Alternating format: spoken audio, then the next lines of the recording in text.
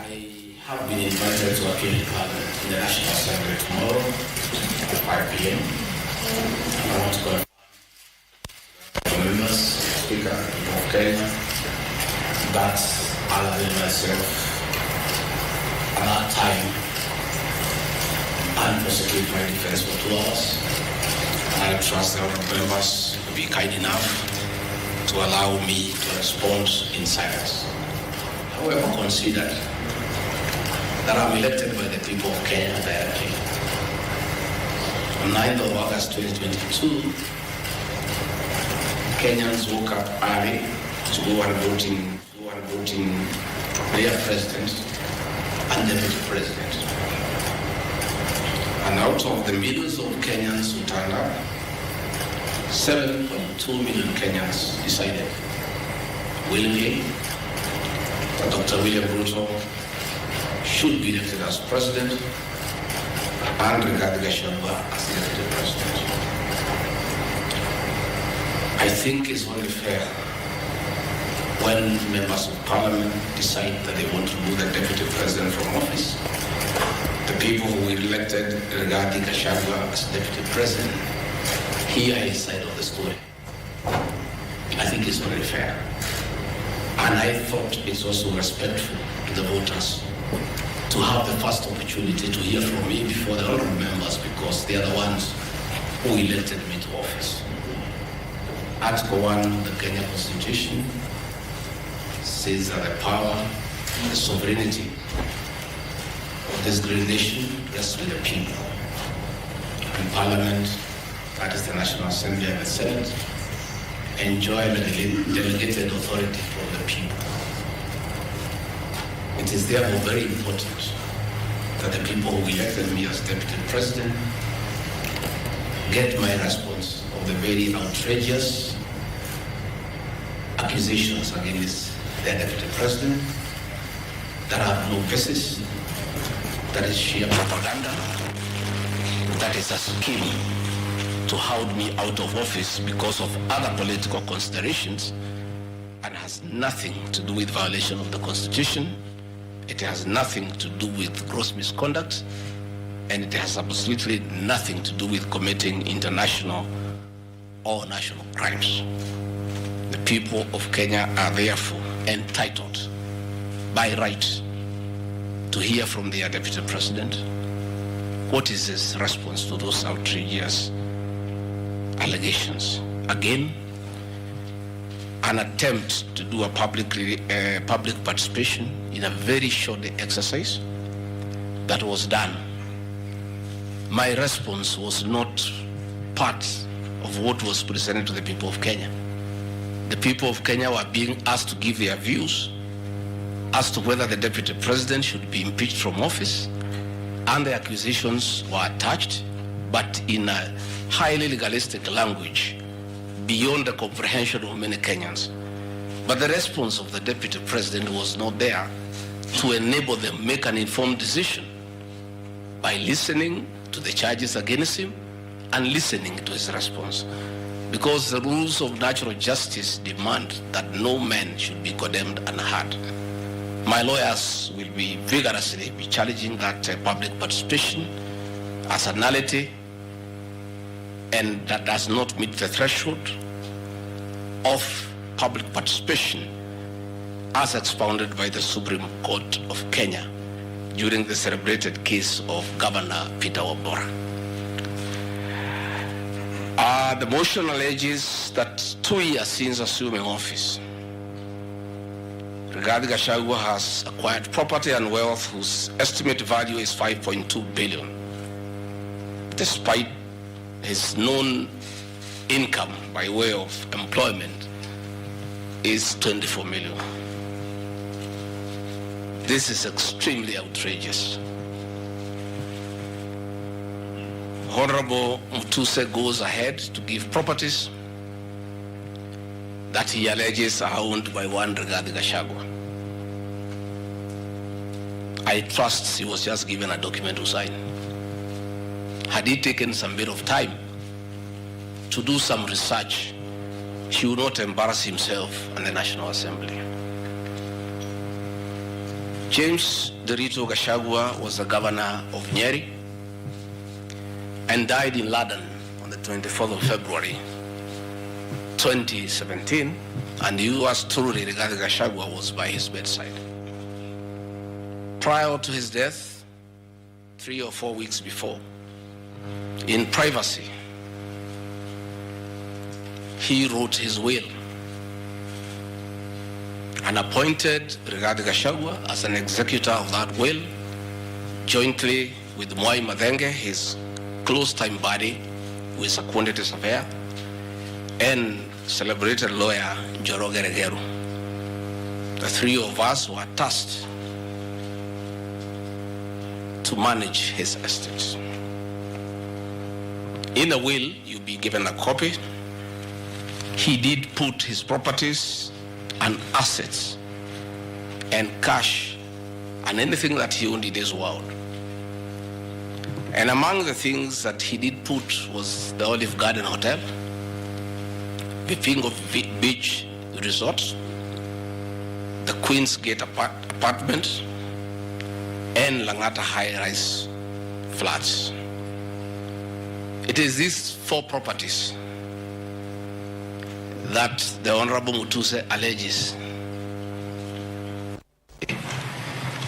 that Rigathi Gachagua has acquired them after becoming deputy president in 2022, when Derito Gachagua died in 2017.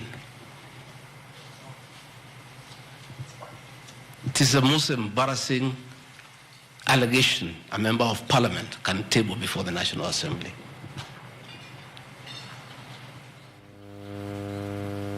Those properties were constructed and were in operation when the late Gachagua was alive. I take this opportunity to ask for forgiveness to my late brother, James Derito Gachagua, that today, as your younger brother defends himself, he'll defile your privacy by distributing your will that you wrote in privacy. That your properties that you worked so hard for many years to benefit your wives and children are now a subject of discussion and are alleged to be proceeds of corruption. How unfair, well, can you be to a dead man? A man who worked so hard, a man who gave his life for his family, to buy plots, to construct property, and leave them in his death for his children and his brothers and sisters. And then you go to the floor of the House and allege that those properties are production of corruption. My dear brother, rest in peace and forgive me for having joined politics. Because were it not for politics, you would not suffer this shame. Your children are crestfallen as they see their properties being splashed in newspapers as proceeds of crime. The Olive Garden Hotel that is alleged to have been bought by Rigathi Gachagua belongs to the estate of the late James Derito Gachagua. And in his will, he directed that we sell all his properties and divide the proceeds among his brothers, sisters, wives, and children. We, as the executors of his estate, and I want to pay tribute to lawyer Njoroge Regeru and Mwai Madenge for their commitment and sacrifice to the Gachagua family. Many executors who have been given properties to run by deceased people end up misusing them and depriving the beneficiaries. These 2 great men and myself, because my brother knew I'm an honest man and a fair person, and he knew his family would never suffer in my hands, we were able to sell Olive Garden Hotel at 412 million and distributed the proceeds to the beneficiaries as directed in his will. We registered his will in the High Court of Kenya and were given the probate.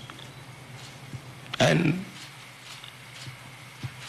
my late brother, in his wisdom, left Rigathi Gachagua 5% of his wealth. I was therefore able to get 20 million shillings from this sale. That is money that is in my account that again I'm told they are proceeds of crime. He left my mother 5% of his wealth, another 20 million shillings. And since my mother is dead, my late brother, because he trusted me, had put in his will that I hold my mother's shares in trust. So that is another 20 million shillings in my account. Again, my late brother left me another 4% to hold in trust of the children of another brother of ours who is deceased, the late Dr. Friend Wachira Gachagua, whose children are in South Africa. And another 16 million shillings was put in my account. My late brother gave 2% to my wife, Pastor Dorcas, because of her kindness of looking after him when he was ill. All this money that has come to me from a dead brother, I'm being told are proceeds of crime.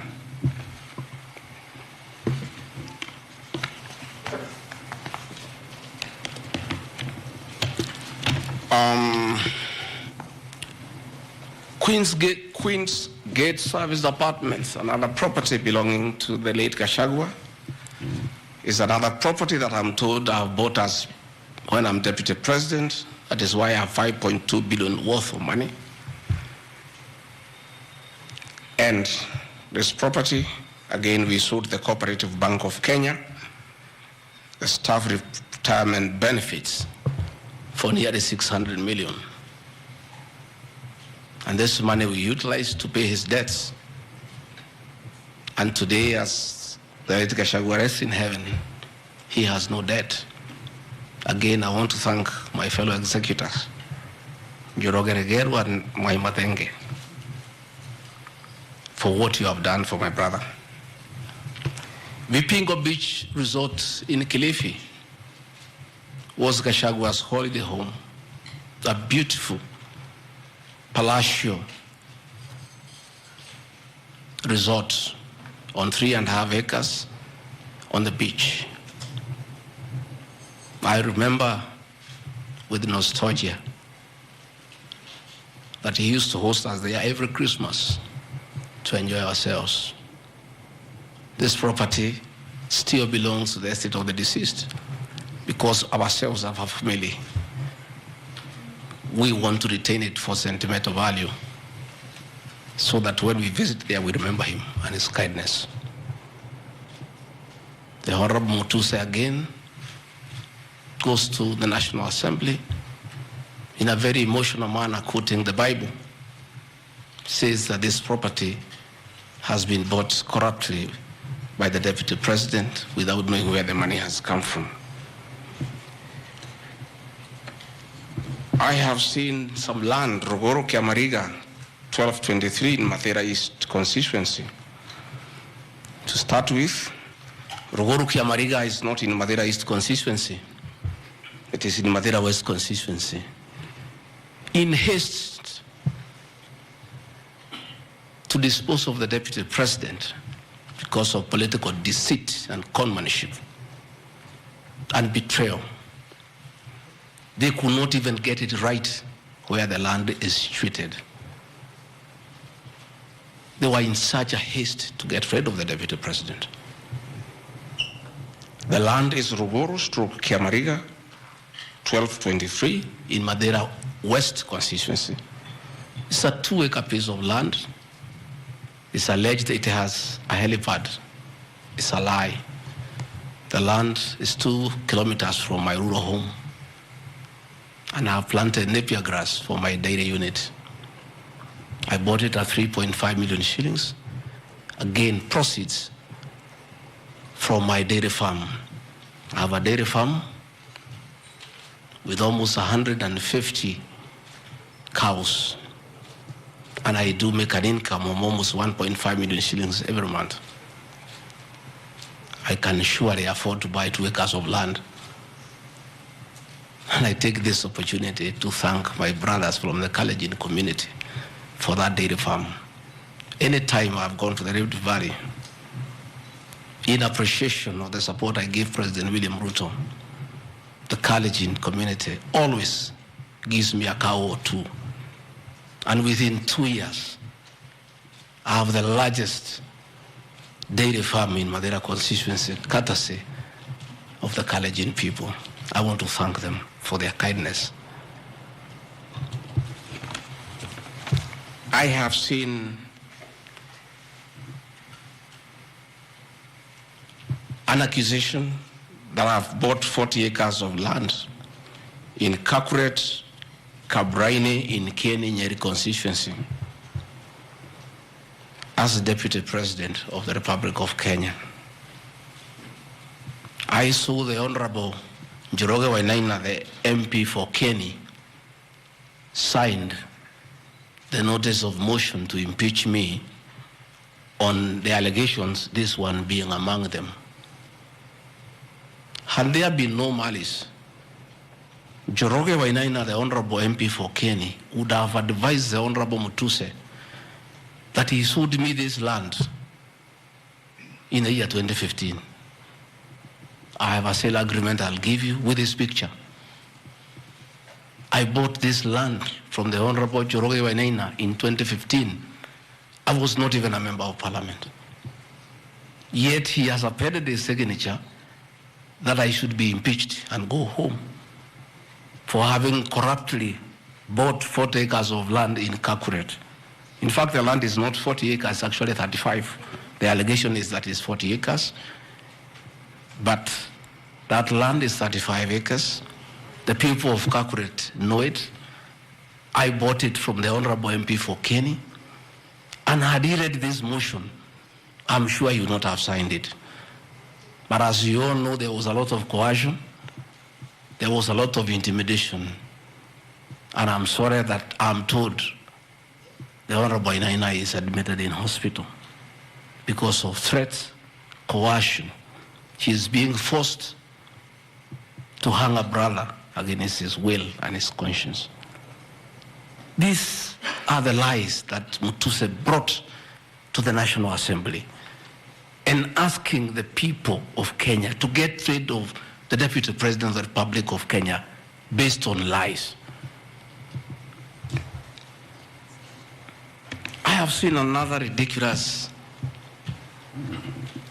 allegation that the Honorable Gachagua, Deputy President of the Republic of Kenya, has since becoming Deputy President, acquired 80 acres of land in Meru.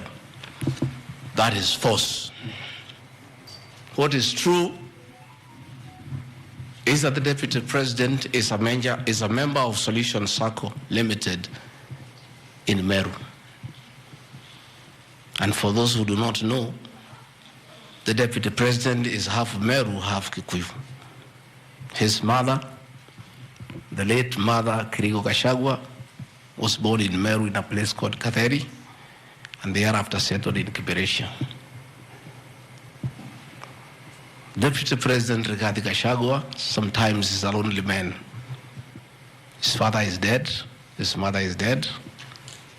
His brother, Derito Gachagua, the governor, died of pancreatic cancer. His brother, Dr. Fred Wachira Gachagua, died because of alcohol. His other brother, Jackson Riani, died because of alcohol. His sisters are married. So when he goes home, many times he's lonely. And he decided to look for some land in Meru where he can go and build a house and be among his relatives, his mother's relatives. And in the process, I identified that 29-acre land and borrowed money from Solution Circle which I'm paying every month. We'll give you documents to show you that this is 29 acres, not 8 acres, that I have bought from a loan that I have taken as a member of Solution Circle in Meru, the land of my mother, and which I call home. I have seen an allegation that I have a dairy farm in Nyandarua. I don't have a single animal in Nyandarua. I have some little land in a place called Shamata, but I'm yet to do anything about it. I think I just mentioned it to one of the member of parliament for that area called Gachagua that I would like to start a dairy farm. And I think in those rumors in parliament, the Honorable Mutuse went ahead to say that I own a dairy farm in Nyandarua. I own no such farm today, but God willing, because of the good climate in Daragwa, in Shamata, one day, God willing, I'll have a huge dairy farm. I have seen companies listed just to create an impression that Rigathi Gachagua is doing business. I want the people of Kenya to know that Rigathi Gachagua was a businessman before he became a politician. And he had a life, and that life is part of his history. So getting companies that were associated with him 15 years ago, 13 years ago, 10 years ago, and publishing them, it's just being mischievous. My life did not start as deputy president. I left university in 1989 and served the public for 15 years,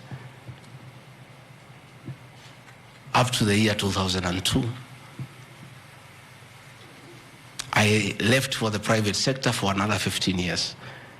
In those 15 years, I was a very astute businessman. And luckily for me, maybe of you who are not that lucky, it was during the Kibaki era when things were working.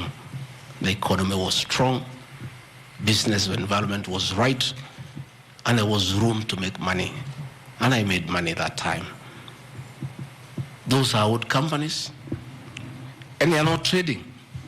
And when I became deputy president, a few companies that owned properties, I transferred to my children, and I told them to continue doing business and not to do business with the government because I don't want conflict of interest. I want to confirm to the people of Kenya tonight that no company owned by my children has ever done business with the government, and I'm demanding for proof from the Honorable Mutuse or anybody else linking the Rigathi Gachagua family with business deals with the Kenya government. I agreed with my children that they do business with the private sector, do farming, and run the family business that I bequeathed them. These companies are all listed. And just for clarity, because I don't think they are worth a reply, because there's nothing about them. Rigathi Gachagua Foundation. As a member of parliament, I was educating orphans, I was educating children of single mothers, I was educating children of PWDs. And the education needed to continue, and I don't have the benefit of CDF money. So I started that foundation, the Rigathi Gachagua Foundation, to continue doing the work of charity. I have seen my foundation here. The Honorable Mutuse has not said what crime the Deputy President has done by having a foundation that is non-profit making. For the purposes of clarity, I'll give you the bank statement for this foundation.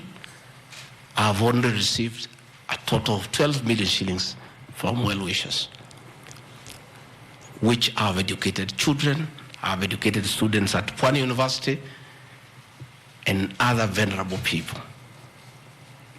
Dorcas Rigathi Gachagua Foundation is just an attempt to bring my family into mud. Every Kenyan knows the work Dorcas Rigathi has done in this country for the boy child.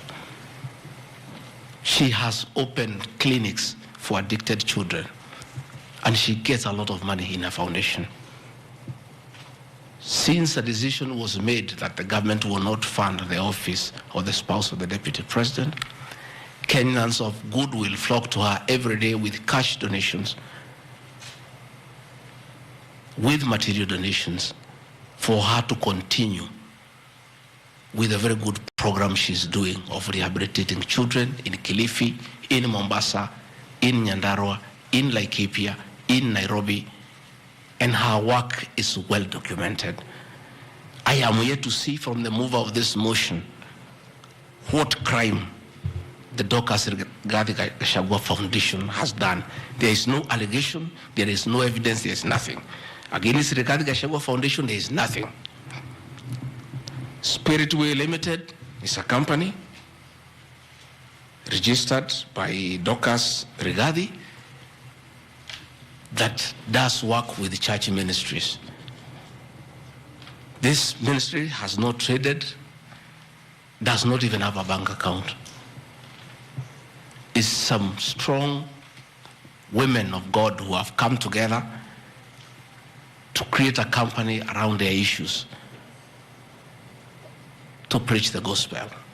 The mover of this motion has not indicated at all what crime this company has committed, other than dragging the name of my wife into mud in the National Assembly. Calvary Creed International Limited, as the name suggests, is a company founded by my wife in 2015, long before I became a deputy president. Again,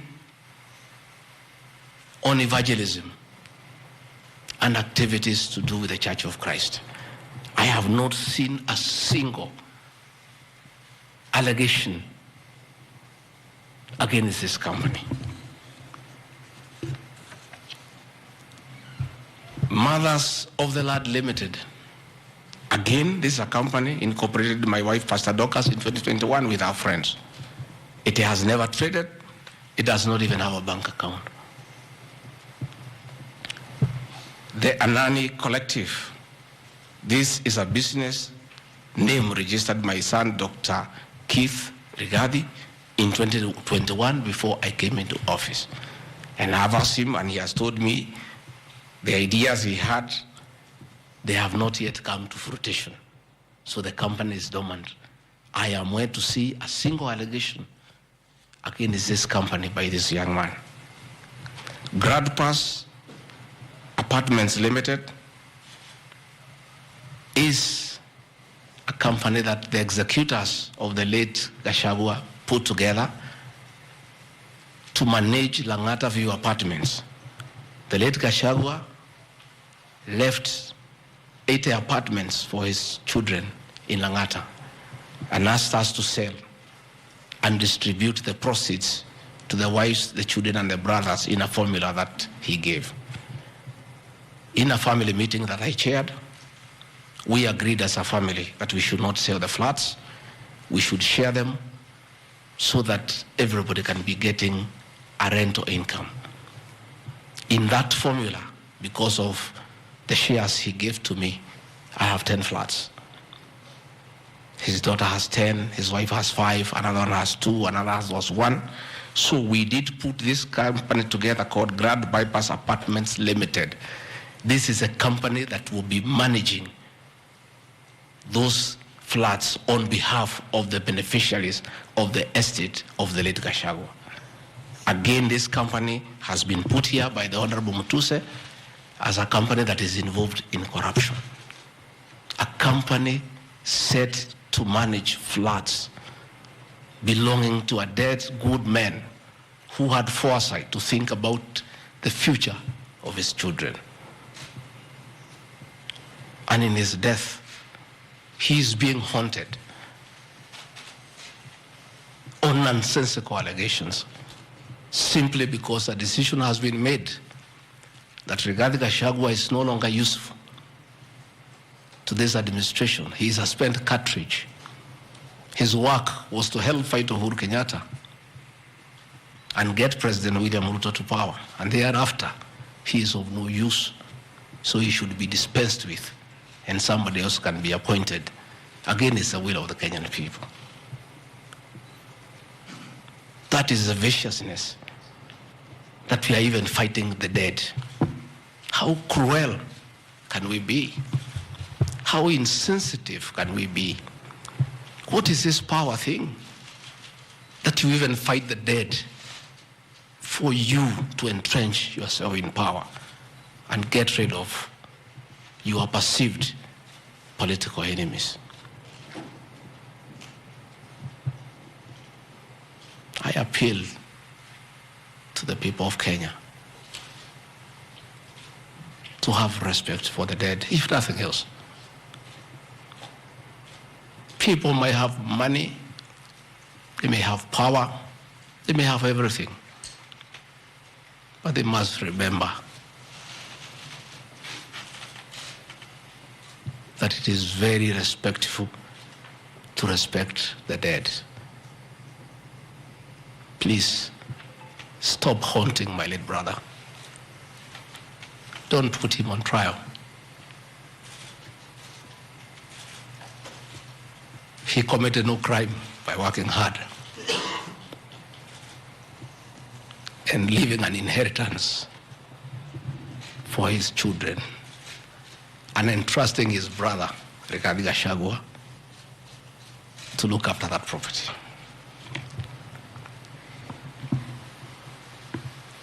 Fortis Viz Group Limited is a company incorporated in 2023 by my son Kevin and Dr. Keith. Again, some two very enterprising young men.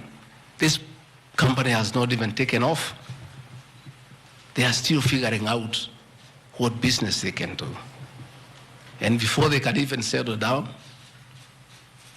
their father is under siege. So they have to come here every day to keep me company and find out what is not happening. This company has not even started. These are young people, children. Why do you want to destroy their future? By putting their names in the press with negativity because you want to destroy their father. These are innocent boys who have decided to invest in their own country.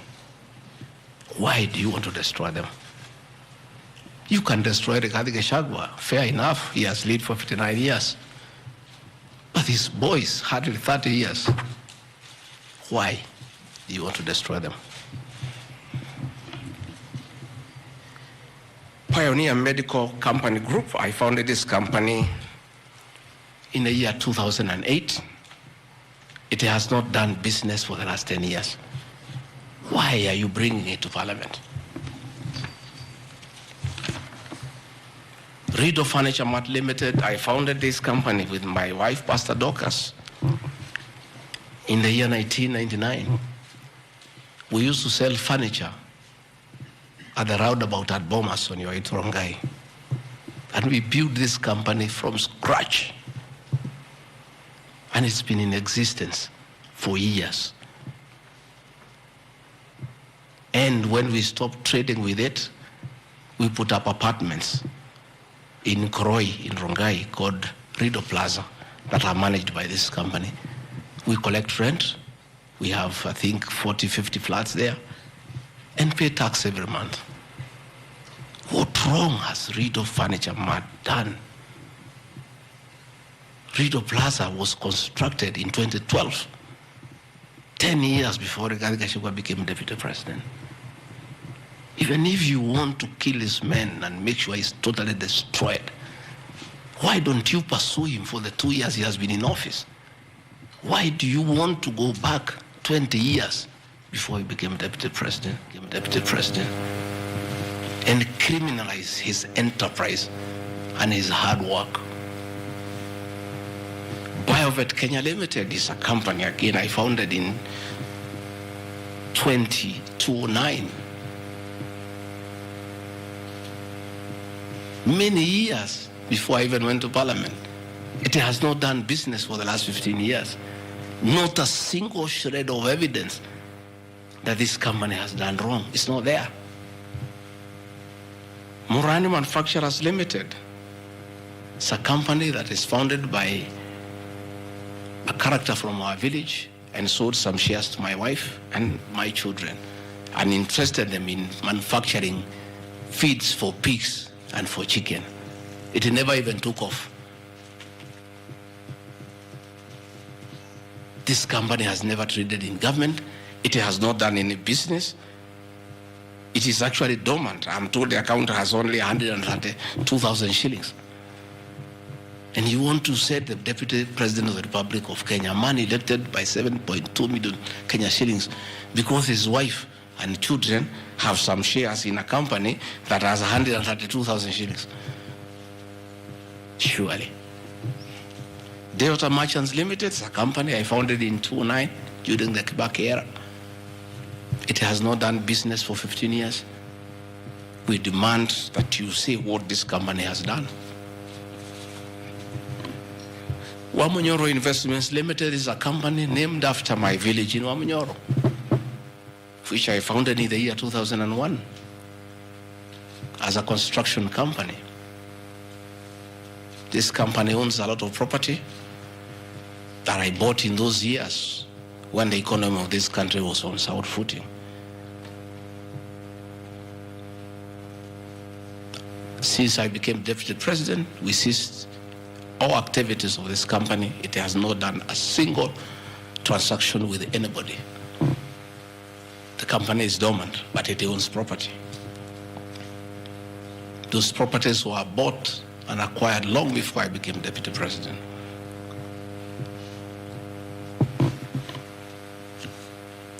Cosmea Venture Limited is a company that was incorporated in 2018 before I became Deputy President by my sons. They do what you call bulk SMS. I used to give them work when I was Member of Parliament to send messages to my constituents. I think they were charging me 30 cents per SMS. Some young, enterprising young people. Company 2018, it doesn't do business with government. It is not accused of any wrongdoing by anybody, anywhere. It's just putting the name there. Royal Crimson Ventures Limited, again incorporated in 2018 by my children to do their little business. No allegation of any wrongdoing has been annexed to the motion. Kurito Properties Limited, again, this is a company that me and the co-executors put together for the purposes of managing the Vipingo Hotel. No details of any accusation, any wrongdoing, nothing. Crystal Kenya Limited, this company I founded in 2009. And when I became Deputy President, I gave out my shares to my children, and myself and my wife, we got out and asked them to continue doing business. My two children, like their father, very enterprising.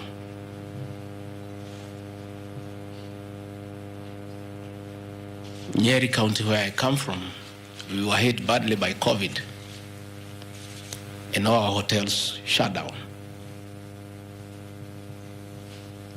Hundreds of jobs were lost. Many people who were supplying to those hotels shut down. The two most important hotels in Nyeri is the Outspan Hotel and the Treetops Hotel, and they are always run together. The Outspan Hotel was for sale, and my children were interested, and I encouraged them.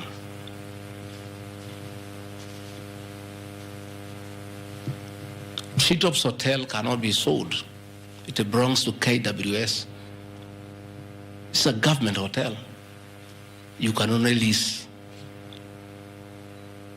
And the person who owned Outspan Hotel had also leased the Treetops Hotel. So my son acquired Outspan Hotel and got an assignment of the lease. So they don't own Treetops Hotel.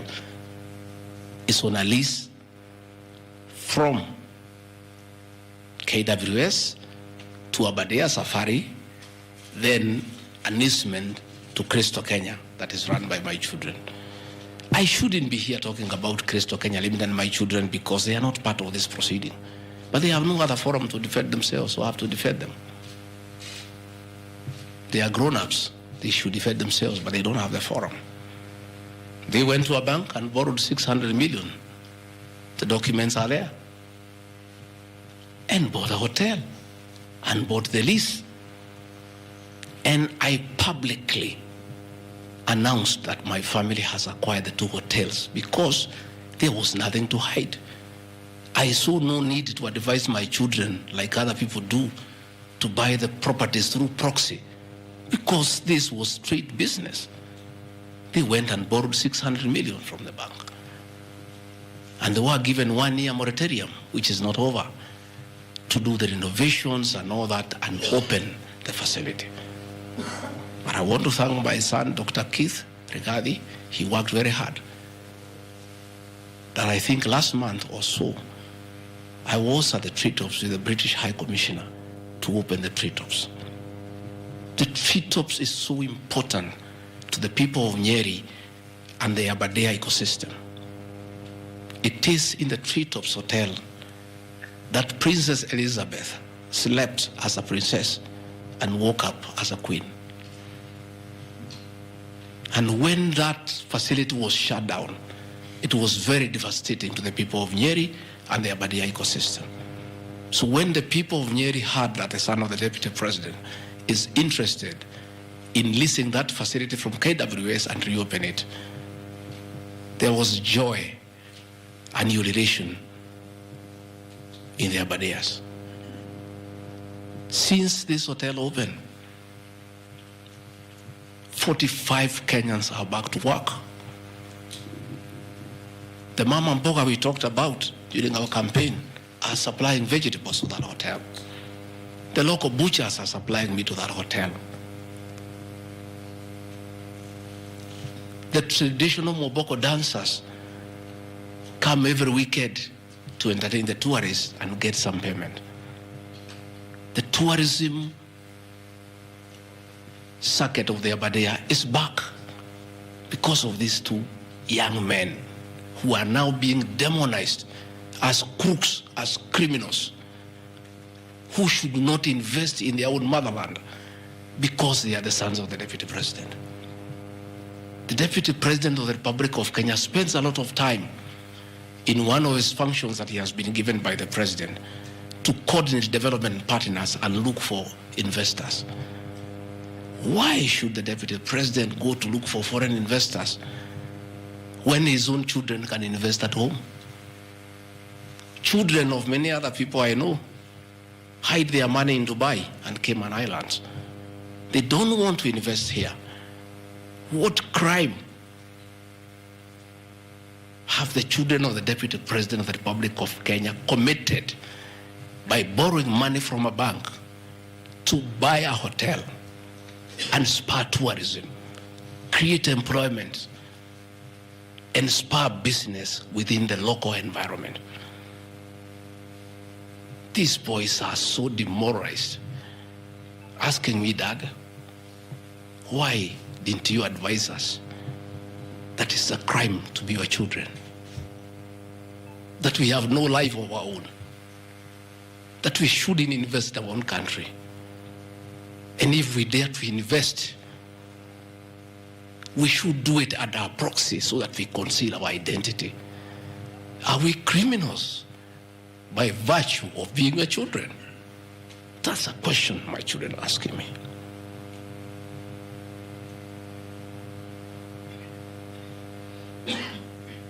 What crime can children of Kenya commit to borrow money from a bank and start an enterprise and employ people and spur tourism?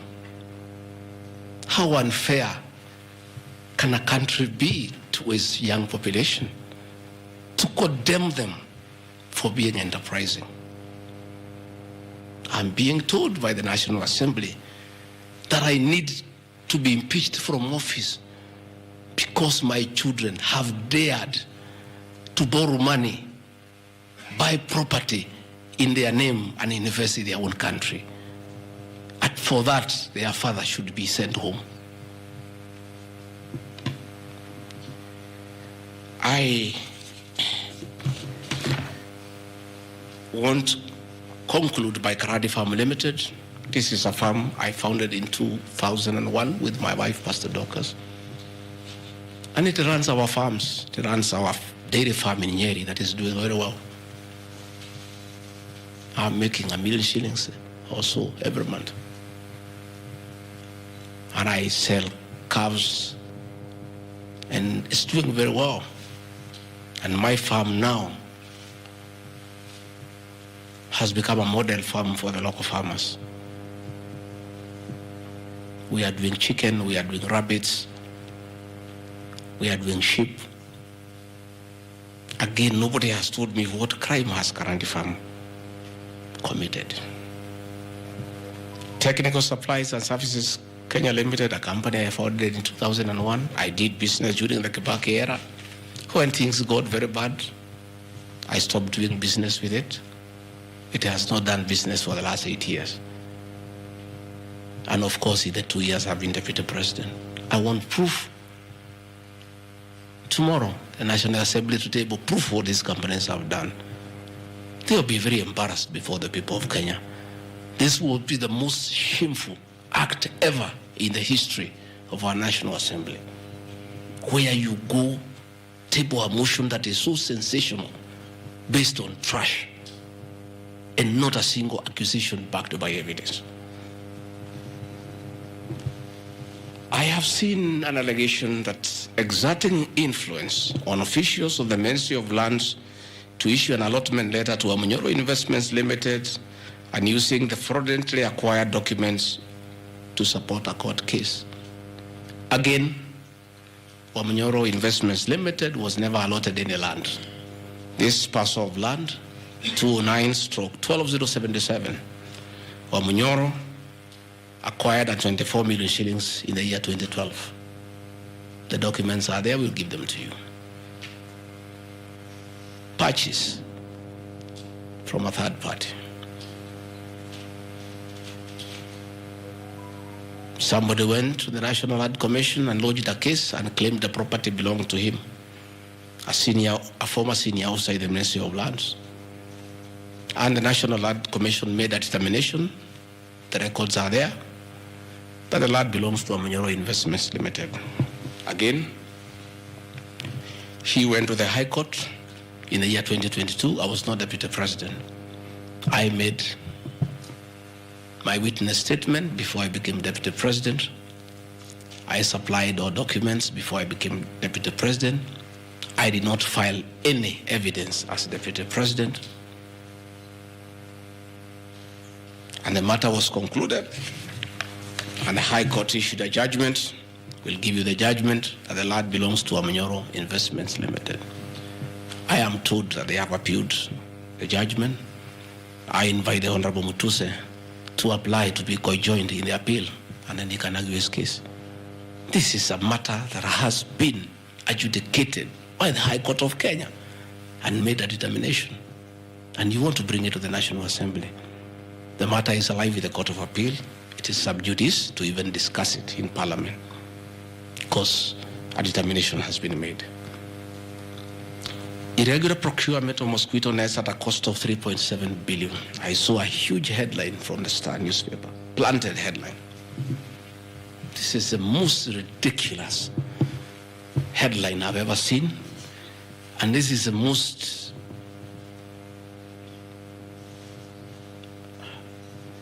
I lack a proper one, and I don't want to speak in Kikuyu.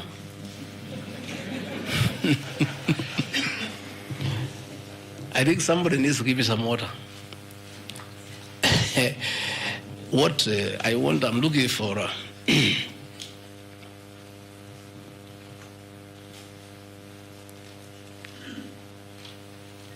have seen that allegation. I want to respond as follows. One,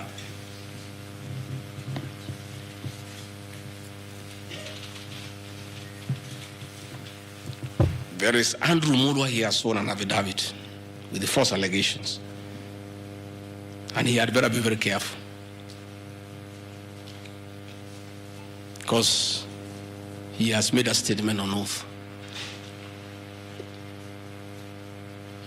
In the affidavit, he says that Deputy President was involved in KEMSA 3.7 billion irregular procurement of malaria nets, either directly or through proxies. Further,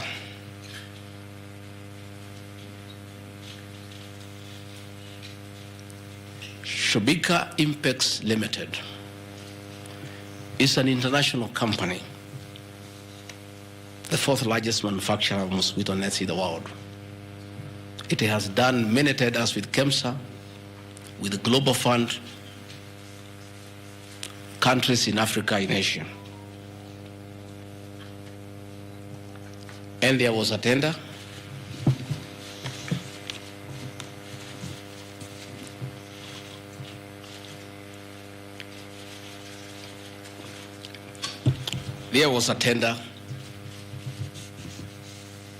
funded by Global Fund through KEMSA, and it was an international tender for manufacturers. The company owned by my son Christo Kenya Limited are not manufacturers, and they did not participate in any way in the tender. In any way. What happened is that in the year 2014, 8 years before I became Deputy President, Shobika Impex Limited appointed Christo Kenya as their local agent, whose work is to do their errands and follow their supplies at the ports of entry. Christo Kenya did not participate in this tender. It was done by Shobika. KEMSA wrote to Shobika and said, your tender was not successful because you had a problem with pagination of your security documents. Pagination. Those of you who have done tenders, you number the pages. And if they are not right, you can be disqualified. And therefore, they were told, can you come and collect your bid board, your original bid board? That's what happens. If you participate in a tender and you don't win, you are asked to collect your bid board. And they kept on coming to collect the bid board. It was not available for almost 3 months. And they asked the local agent, that is Christo Kenya Limited, can you follow up on our behalf? We participated in this tender. We did not win. We have a letter asking us to collect the bid board.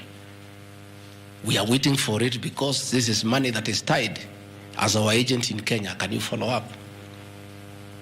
And that is why when my son, on behalf of Christo Kenya Limited, went to KEMSA trying to follow up, and when it was not working, he brought it to my attention and I made a call to Mr. Andrew Mulwa, asking, my son has been here.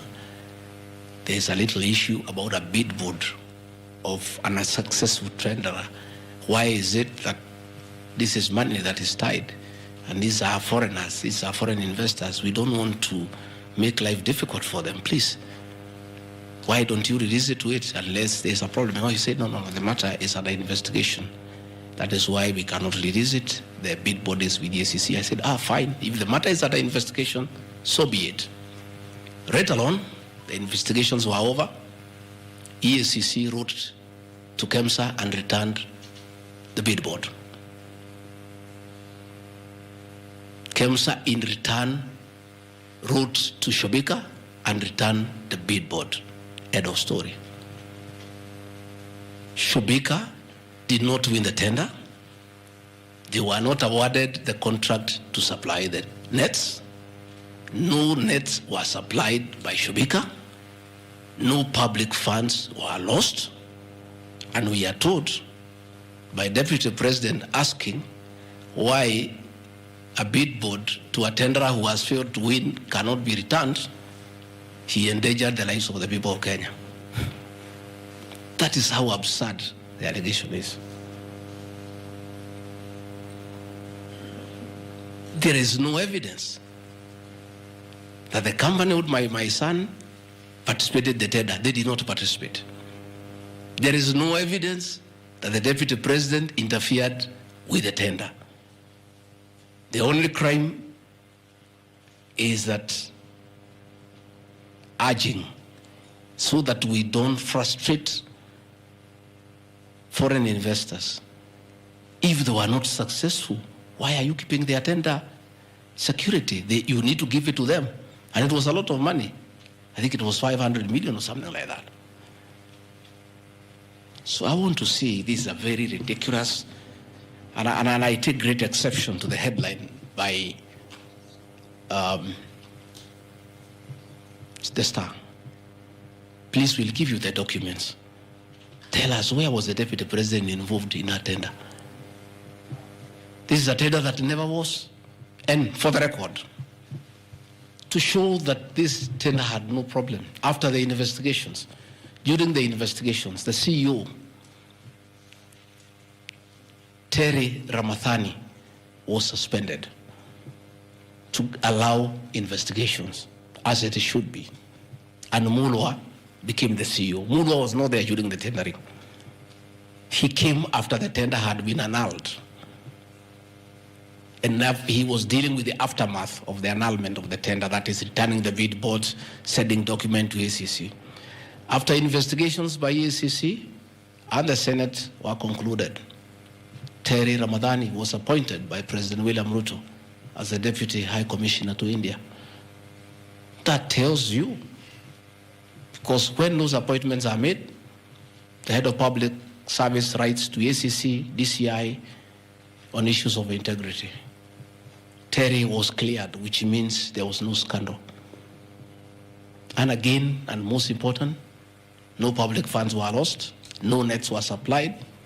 Therefore, this is another fishing expedition to just justify the 5.2 billion. I think that is why they were putting the 3.7 billion to make the maths to add up. You know, when you want to talk big figures, you must look for 3.7, 600 and all that.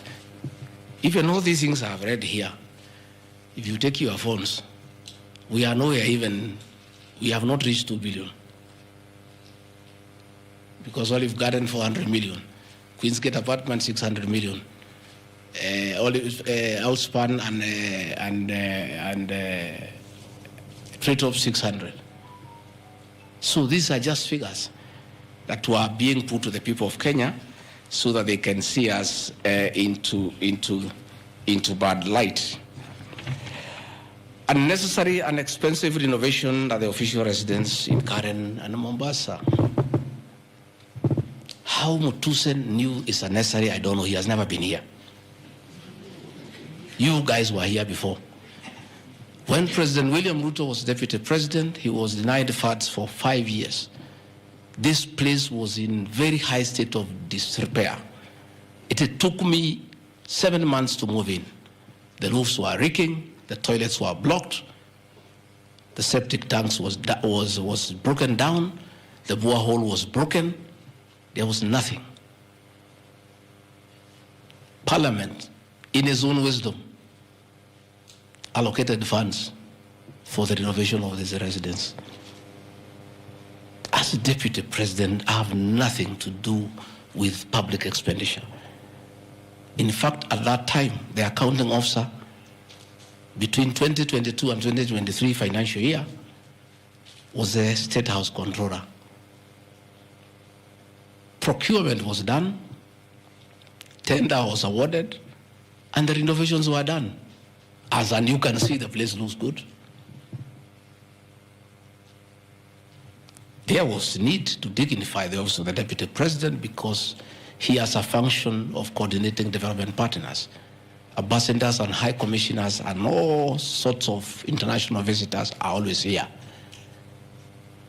So to dignify the office of the deputy president, the residents needed to be in the right standard, and that is not my decision, and I have nothing to do with it. As for the contractor who was awarded the job, I don't know him, and I don't need to know him. I have no business. Where he transferred his money, I would not know. I have no access to his account. Whether he is related to me, the answer is no. I don't know him. And for the record, I don't wish to know him because it's not necessary.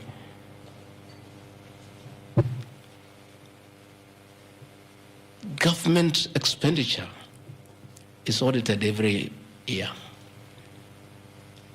by the Auditor General. Since this office was under the executive office of the Deputy President for that financial year, the Auditor General did her inspection and gave us a clean bill of health. The renovations that were done were not highlighted with having any audit query.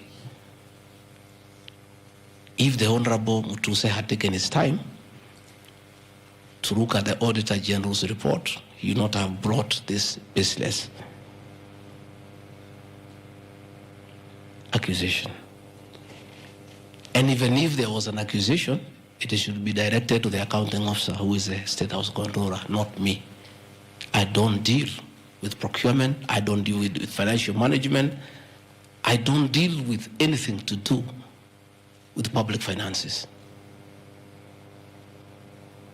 But since the matter has been raised, I have to answer to it. I have looked at the Auditor General's report, clean.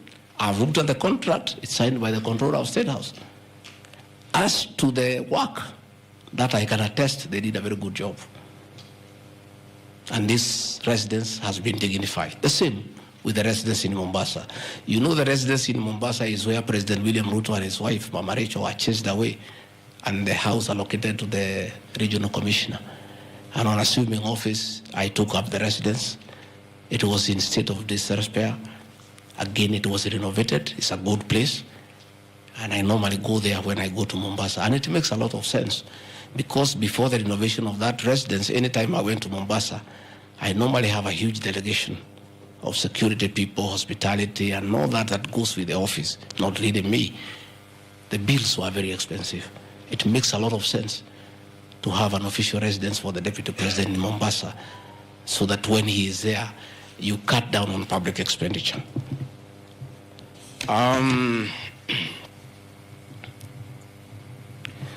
Dubiously acquiring a substantial portion of sum of 100 million paid to Lusona Events Limited. Again, that's another ridiculous accusation from the North.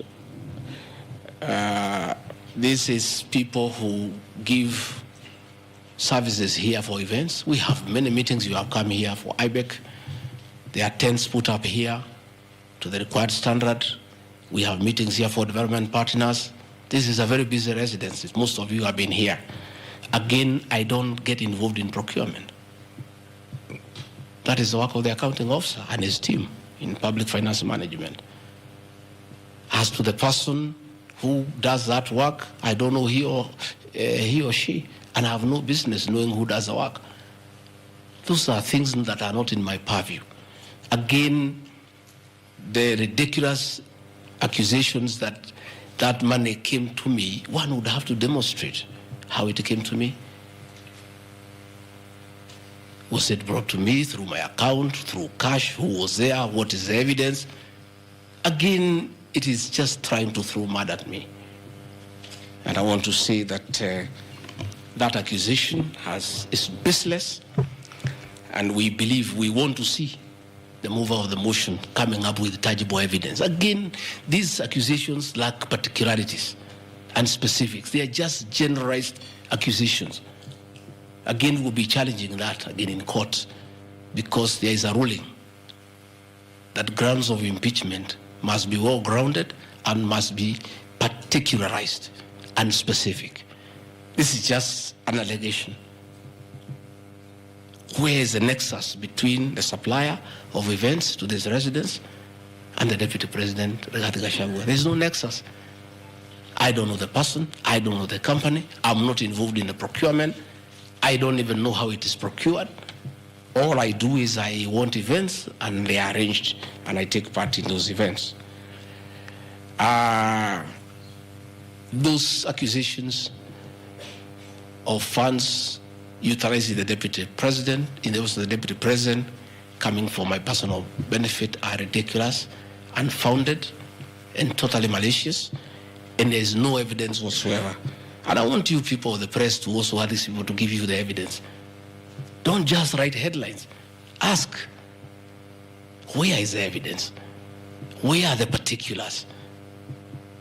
You know, you don't just allege, oh, this particular supplier, this money went to the deputy president. Yes, fine, that is good. How? How did it go to the deputy president? You must explain.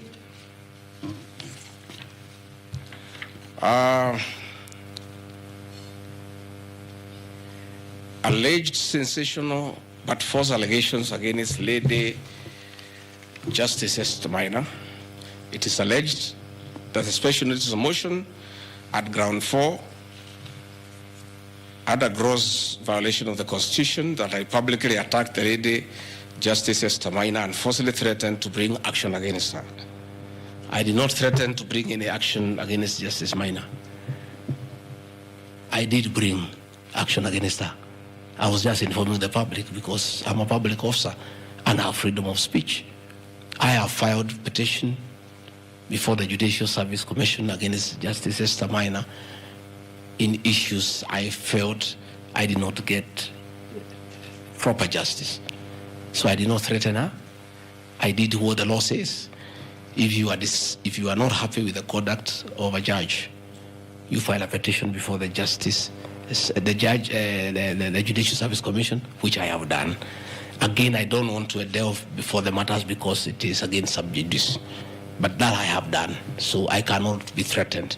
I cannot be said to threaten her. And again, I have a right as a leader, as a Kenyan, to say what I'm doing. And I did say publicly that I will bring a petition against her. I have done it.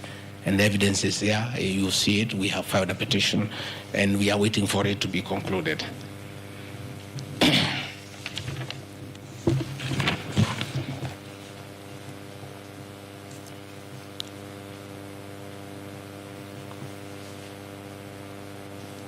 Again, I want to emphasize that my statements were protected speech consequent to a decision by the land judge in a matter involving my personal assets, which I disagree with and found to be wholly unfair. The matter having been concluded at that stage, my criticism of the decision was not sub judice, nor in any other manner prohibited by law. While I respond to the ruling of the land judge, I was in absolute disagreement with it. Contrary to the assertions, the special motion, I did not forcibly threaten to bring action against the learned judge. I took legal action available to every citizen of Kenya under Article 168(2) of the Constitution, which allows any person to petition the Judicial Service Commission for the removal of any judge, and filed a legal complaint before the Judicial Service Commission in March 2024. The complaint being live before the JSC, discussion of the conduct of the land judge in the said matter here would be sub judice. Diverting materials meant for construction of Kilifi Malindi Highway to tarmac a private load to Vipingo Beach Resort.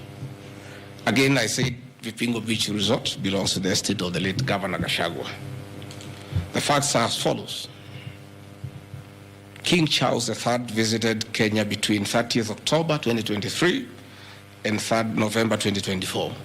During his state visit, one of the designated places where King Charles III was to visit was Kuritu Marine Conservancy, which shares a road with the Vipingo Beach Resort. And it's a public road, by the way, it's not a private road.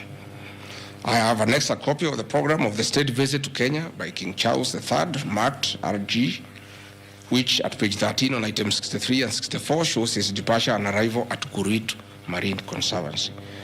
As I was walking around, I slept there, I think 2-3 weeks before the arrival of the king. And as you all know, I walk every morning. And as I walked on that road, I found there was a lot of activity and tarmac was going on. I was very happy and I asked what was happening. And I was told that the king himself, the third, will be coming. So, like all other residents of that area, we are very indebted to King Charles III. That this was done very speedily. Regarding Gachagua never called anybody to do this road. In fact, I'm informed that this road is donor funded, the one to Kilifi, and there is a component of corporate social responsibility. And I have learned, after I have inquired, that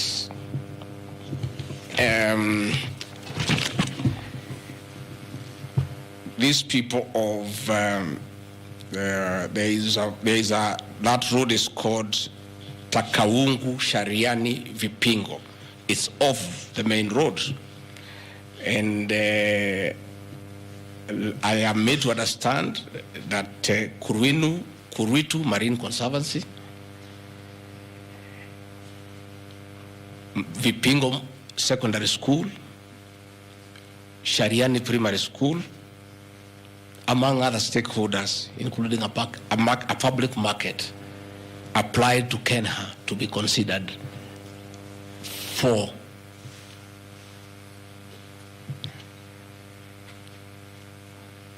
corporate social responsibility. And I think the issue of the king hastened that request. And that's why I said we are grateful to the king. Again, I invite evidence to show that I influenced that road. In any case, I would like to know the member of parliament for that area, how he will vote in this motion. He should be a very happy man. If Deputy President Gachagua occasioned a tarmac route to be done in his constituency, he should vote for me. But I didn't. And when I went there, that Shariani market, people are very happy with that road, because I walk there in the morning when I sleep there. People are very happy with that road. The secondary school there, the boys and girls are very happy. The primary schools are there. And again, contrary to the assertion by the Honorable Mutuse, it's not a private road, it's a public road. And it is serving many people, a primary school, a secondary school, a market, and a whole community, including the family of the estate of the late Governor Gachagua. We are just beneficiaries of good deeds by our government that were hastened by the arrival of His Majesty the King III.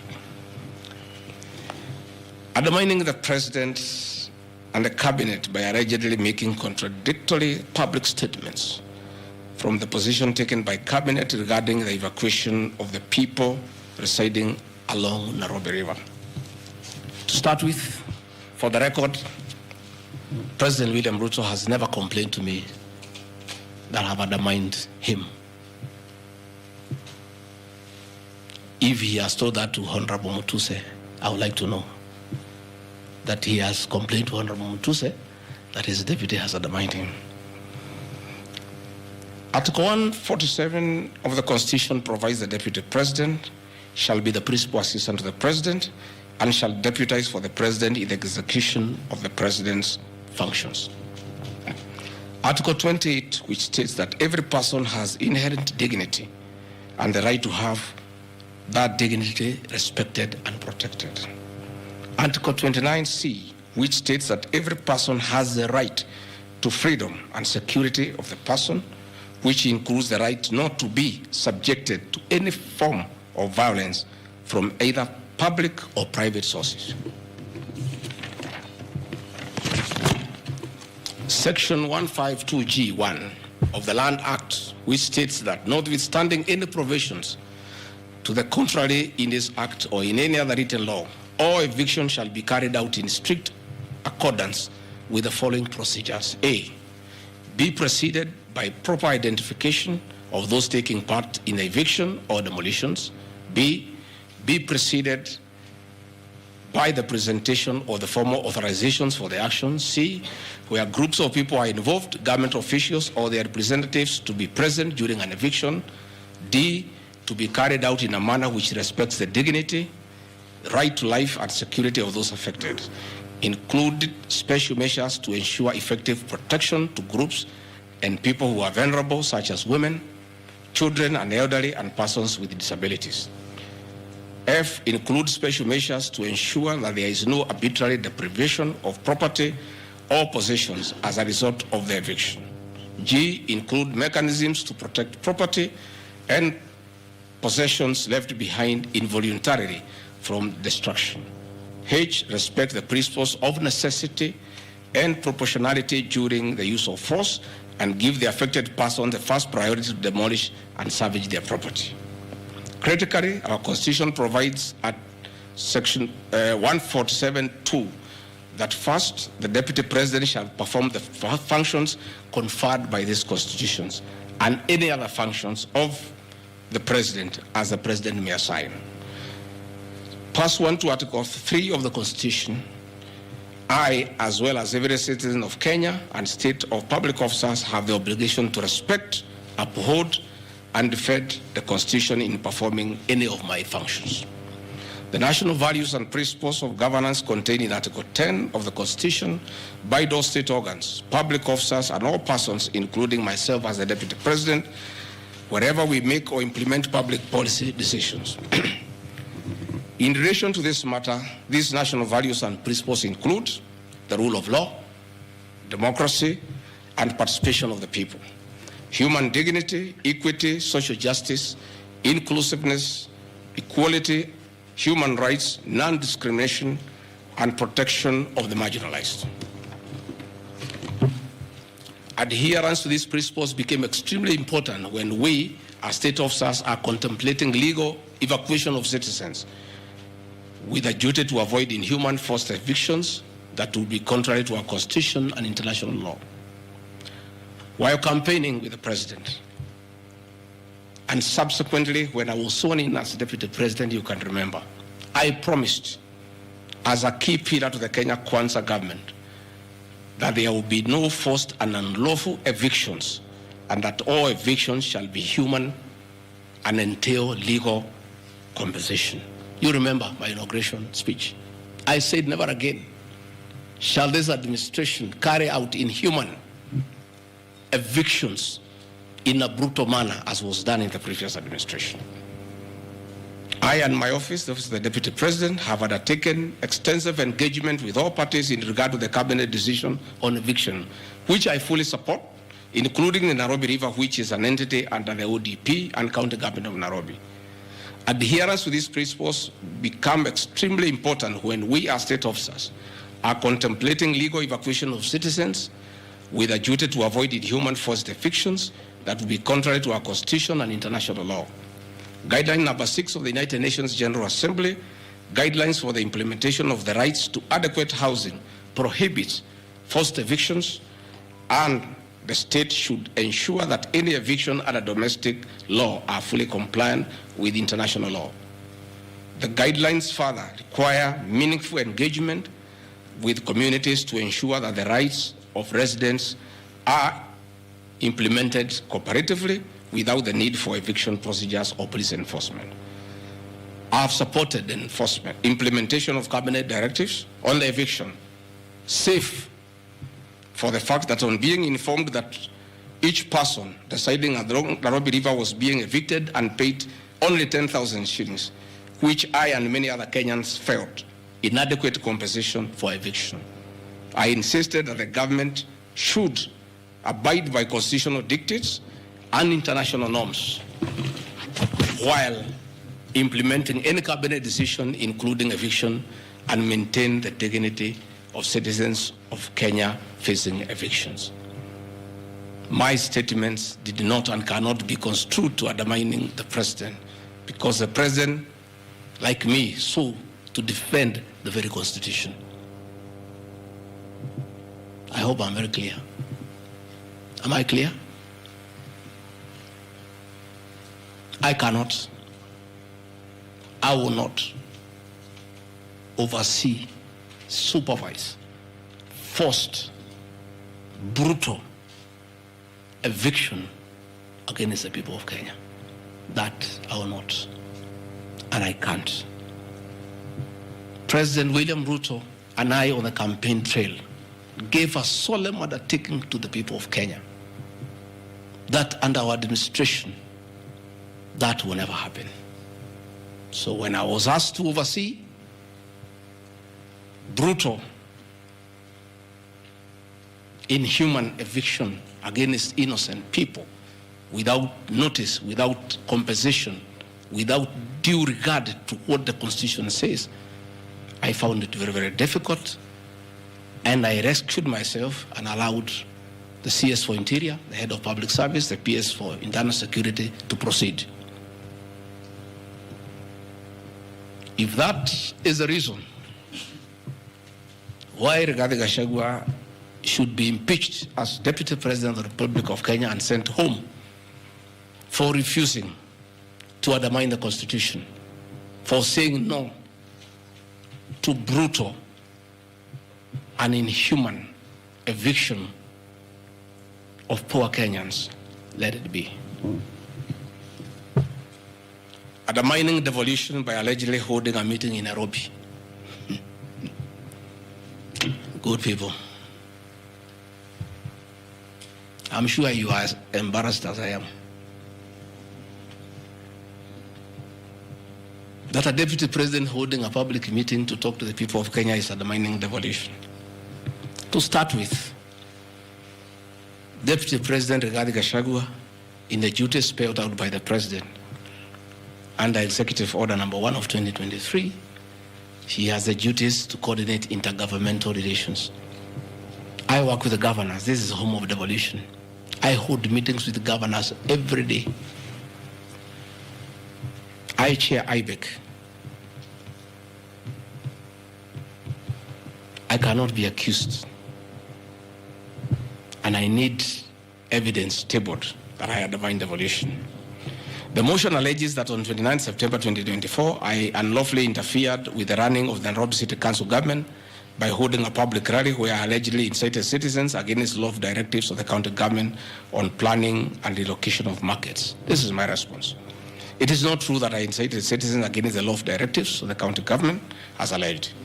I wish to clarify and point out that when I held the public rally, I merely requested the governor of Nairobi County to speak and listen to grievances which were being raised by the market traders. Videos will be produced tomorrow in the National Assembly. I, Rigathi Gachagua, asking Governor Sakaja to take time to listen to the people and listen to their grievances. The traders had sought me out to intervene and request the governor on their behalf to dialogue with them and seek a solution to their grievances with regard to the relocation of markets. Had the governor listened to these traders, they would have had no business coming looking for me. All I was saying is listen to the people. Before you relocate them, have public participation. Most of those traders have lived in Wakulima market for 40 years. They wanted to discuss with the governor what happens to us, what happens to our customers, what happens to the distances that we cover, what about the extra cost of going to the new relocation. And I think the traders were right. Requesting a meeting with an elected leader is their right. And when they requested me to go and meet them, because they were desperate and they needed somebody to hear to them, I did go and speak to them. Again, this motion alleges that on 20 September 2024, I unlawfully interfered with the running of the Nairobi City Council by inciting citizens against law directives of the county government. The leadership of Nairobi business traders approached me sometime in March 2024 at my official residence to discuss multiple issues affecting business and requested engagement in the resolution and intervention on these issues adverse to business. Consequent to this meeting, I directed that short, medium, and long-term strategies be undertaken, coordinated by the Office of the Deputy President, to address the issues raised that are cross-cutting with the agencies including KRA, Kenya Post Authority, Counterfeit Authority, Kenya Bureau of Standards, the National Police Service, Kenya Corporate Board, given that devolution is under the Office of the Deputy President. I was just doing my work. On 11th April 2024, the Small Traders and Government Agencies Technical Committee, coordinated by my office, held a meeting to discuss issues raised by the small traders, including Ũneeni market, attended by ODP staff in a supportive role in keeping with the draft framework of cooperation and engagement between government, Nairobi City County, and the Nairobi business traders. Subsequent to that meeting, a meeting on 24th April 2024 between Nairobi City Council and the Nairobi small traders and numerous others, the ODP on 22nd July 2024 invited His Excellency Johnson Sakaja, amongst other state officers, to a meeting at ODP. Officers scheduled for 22nd July 2024 to review the draft framework of the cooperation and engagement between the small traders and the government of Kenya. On 3rd September 2024, the ODP wrote to Governor Johnson Sakaja and all other stakeholders, submitting a final combined draft of the framework for review and feedback. After all the engagement between all the parties and the draft framework, Governor Sakaja decided to arbitrarily proceed with the relocation of Muthurwa Market. That gave rise to the cry by the people. Meetings had been held, a framework had been agreed on. And as an elected leader, as deputy president, I think going to listen to people who are in anguish, who are crying, is responsible leadership. The government that President William Ruto and I lead is a listening government. And going to listen to people cannot be an impeachable crime. I would like to know how members of parliament would want to send me home for going to listen to people who are crying that they need to be listened to. I would like to understand. Undermining devolution by allegedly holding meetings to fight alcohol.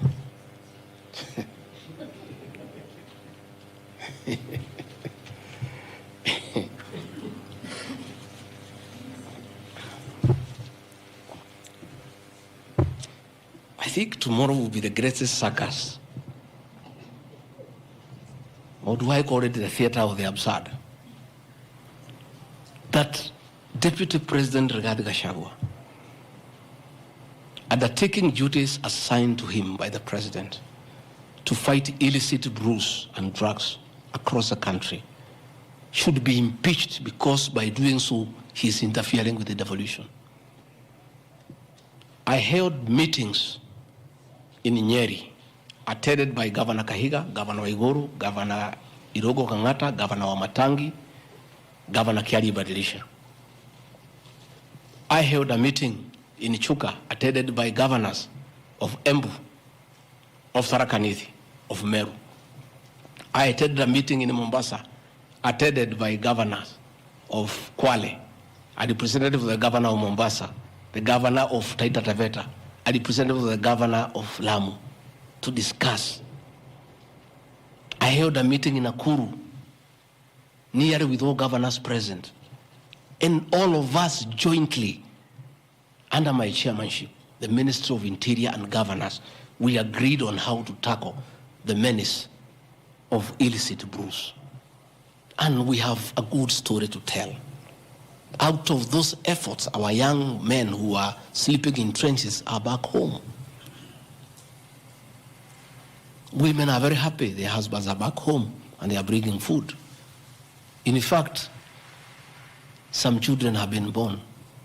Some have even been named Gigi because of the effort that I have put in fighting illicit brews. I think the people of Kenya would be shocked to hear tonight that one of the accusations against their deputy president and why he should go home is because he led the battle to fight illicit brews and drugs that has caused havoc among our young people. Please, if Rigathi Gachagua is a problem, why don't you assign this job to somebody else? Because this job must be done. We must get our children off drugs. We must fight illicit alcohol. And saying that you want to impeach the deputy president because fighting illicit brews and drugs is interfering with the devolution. I think this is the greatest joke of the year. Even the 291 MPs who signed this motion, most of them, because I know them, have looked for me personally to thank me for the way I have successfully led the war against drugs and illicit brews. And that is why that sham public participation should have had my responses, so that the women could hear that one of the accusations against the deputy president is that he should be sent home because he was leading the war against illicit brews and drugs. I don't know. I think there is something wrong in this country. That somebody has sat down to draft a motion to impeach the deputy president of the Republic of Kenya. And one of the grounds is that he has interfered with the devolution by leading the war to fight illicit brews and drugs. This is a height of absurdity. And Parliament will be the theater of the absurd. I would like to hear what is the nexus between fighting illicit brew and interfering with the devolution. I would like to know. I've never had any governor complain.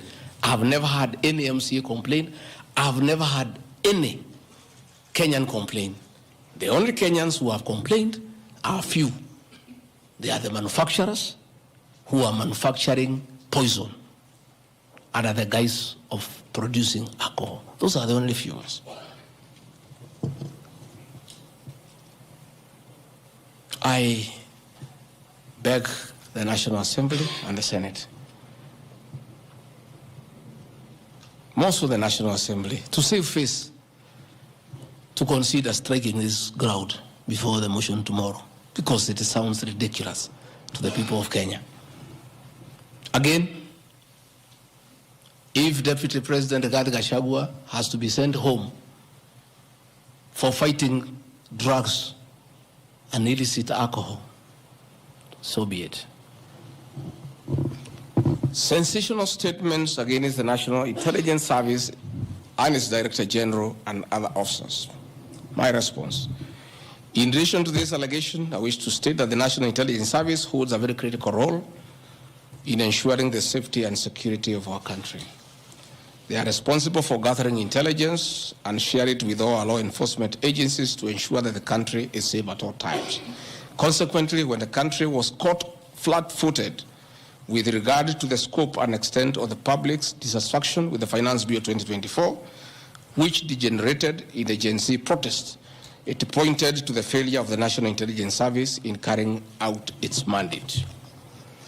I am persuaded that the National Intelligence Service ought to have known beforehand that the public was completely opposed to the Finance Bill, and they ought to have briefed the President before the protest began, as this would have caused a change of tact by government regarding the proposed bill, and protest which culminated in the loss of innocent lives and destruction of property could have been avoided. Hence, I expressed my opinion, as this is in my public media briefing in Mombasa, and my utterances were not any different from what happens to other countries when there is lapse or failure by the intelligence agencies.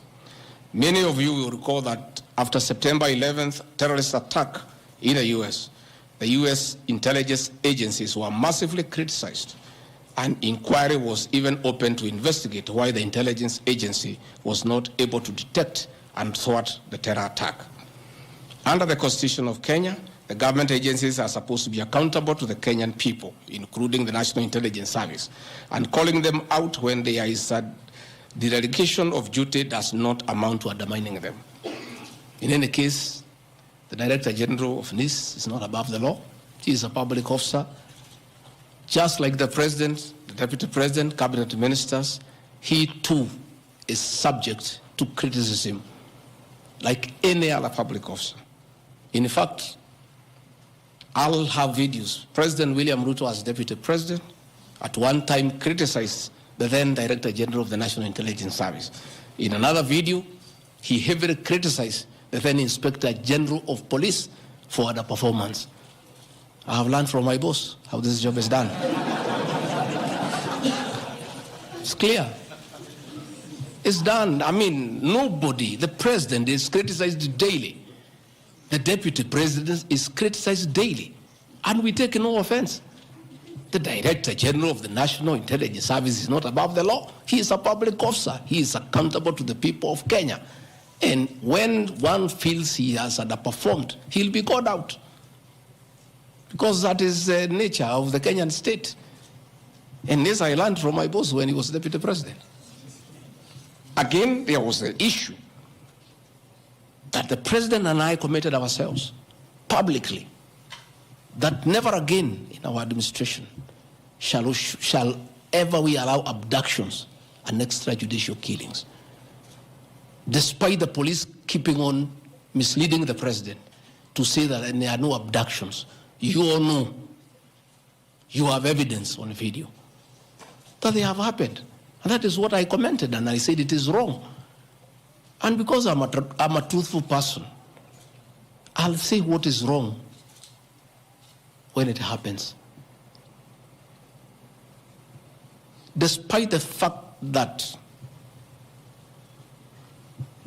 I am compelled by the principle of collective responsibility to be part and parcel of every decision made by government, that I'll continue to do so, but only those decisions that are constitutional and within the rule of law. Abductions and judicial killings are unconstitutional. I will never support them.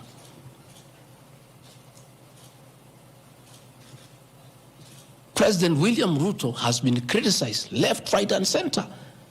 I have not seen him take anybody to court for criticizing him.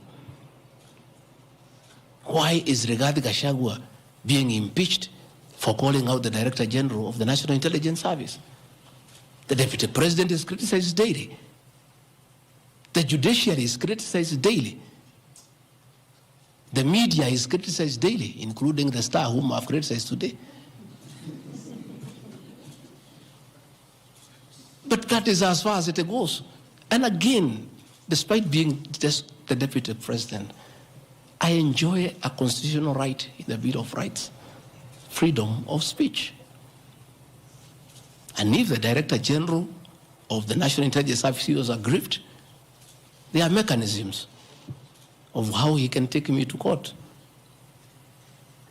and sue me for defamation. And I'll be able to argue why I said what I said.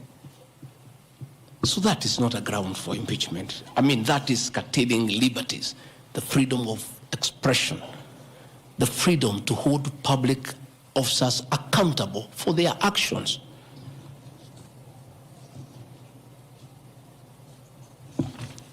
And I want to say finally,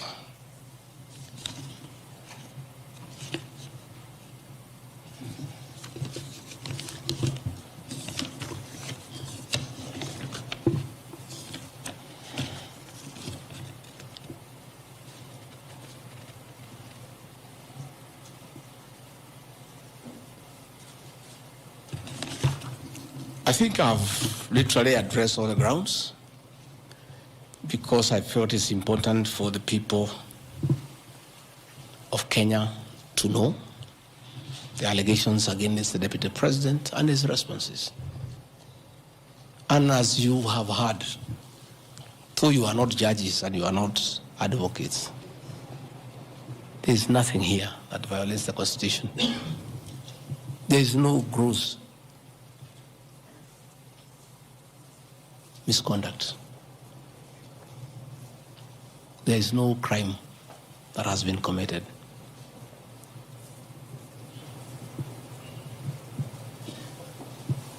I'm innocent on all these charges, and I want to clarify my apology yesterday to the President did not in any way imply that I'm guilty of these charges.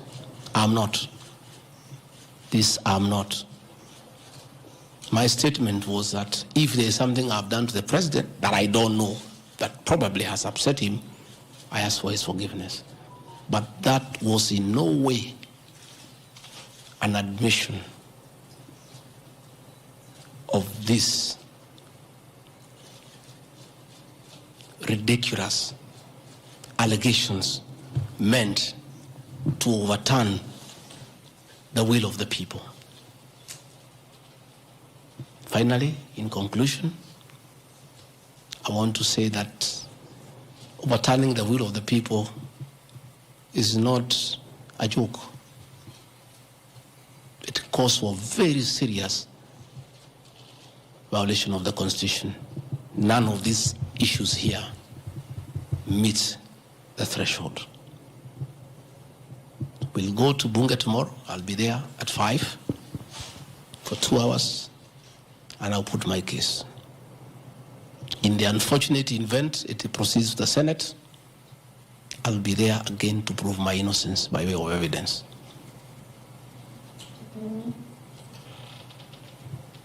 When I called this press conference, there was a lot of speculation that Rigathi Gachagua wants to resign.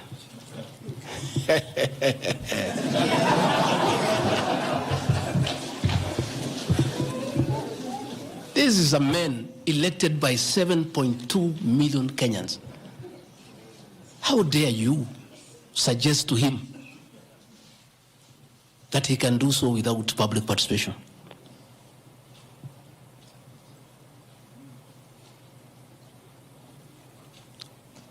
I have no intention whatsoever to resign from this job. I'll fight to the end. I have tremendous respect for our judiciary and the professional judges of the High Court, the Court of Appeal, and the Supreme Court. And in the professional manner, they have handled serious issues affecting Kenya. The impeachment of a deputy president elected by 7.2 million Kenyans is not a small matter that can hastily be decided by a few members of parliament and senators and wish it away.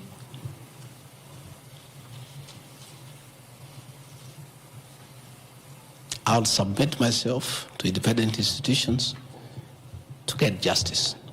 And I'm sure, I have no doubt in my mind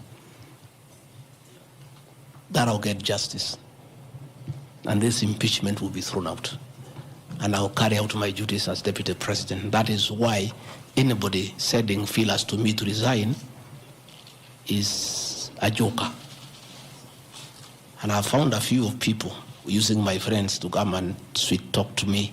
Please, my friends, I don't want to become enemies with you. When you are given such silly messages, don't bring them to me. I have no intention. I cannot resign. I did not give myself this job. I was given by the people of Kenya. I've done nothing wrong against the people of Kenya whatsoever. I've worked hard. I've been very loyal to my boss, President William Ruto. I have worked hard every day.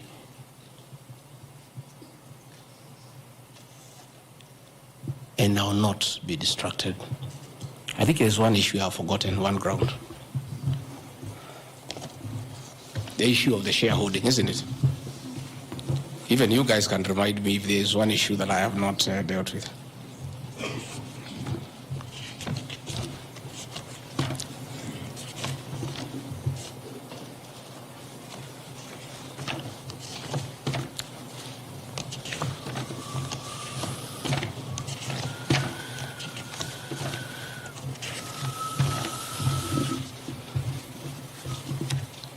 Can somebody there give me my notes on shareholding?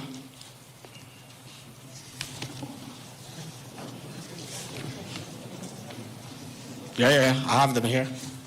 That's okay. Yeah, this is an important one. Yeah, there are several. I had not, there are a few silly ones. There's one that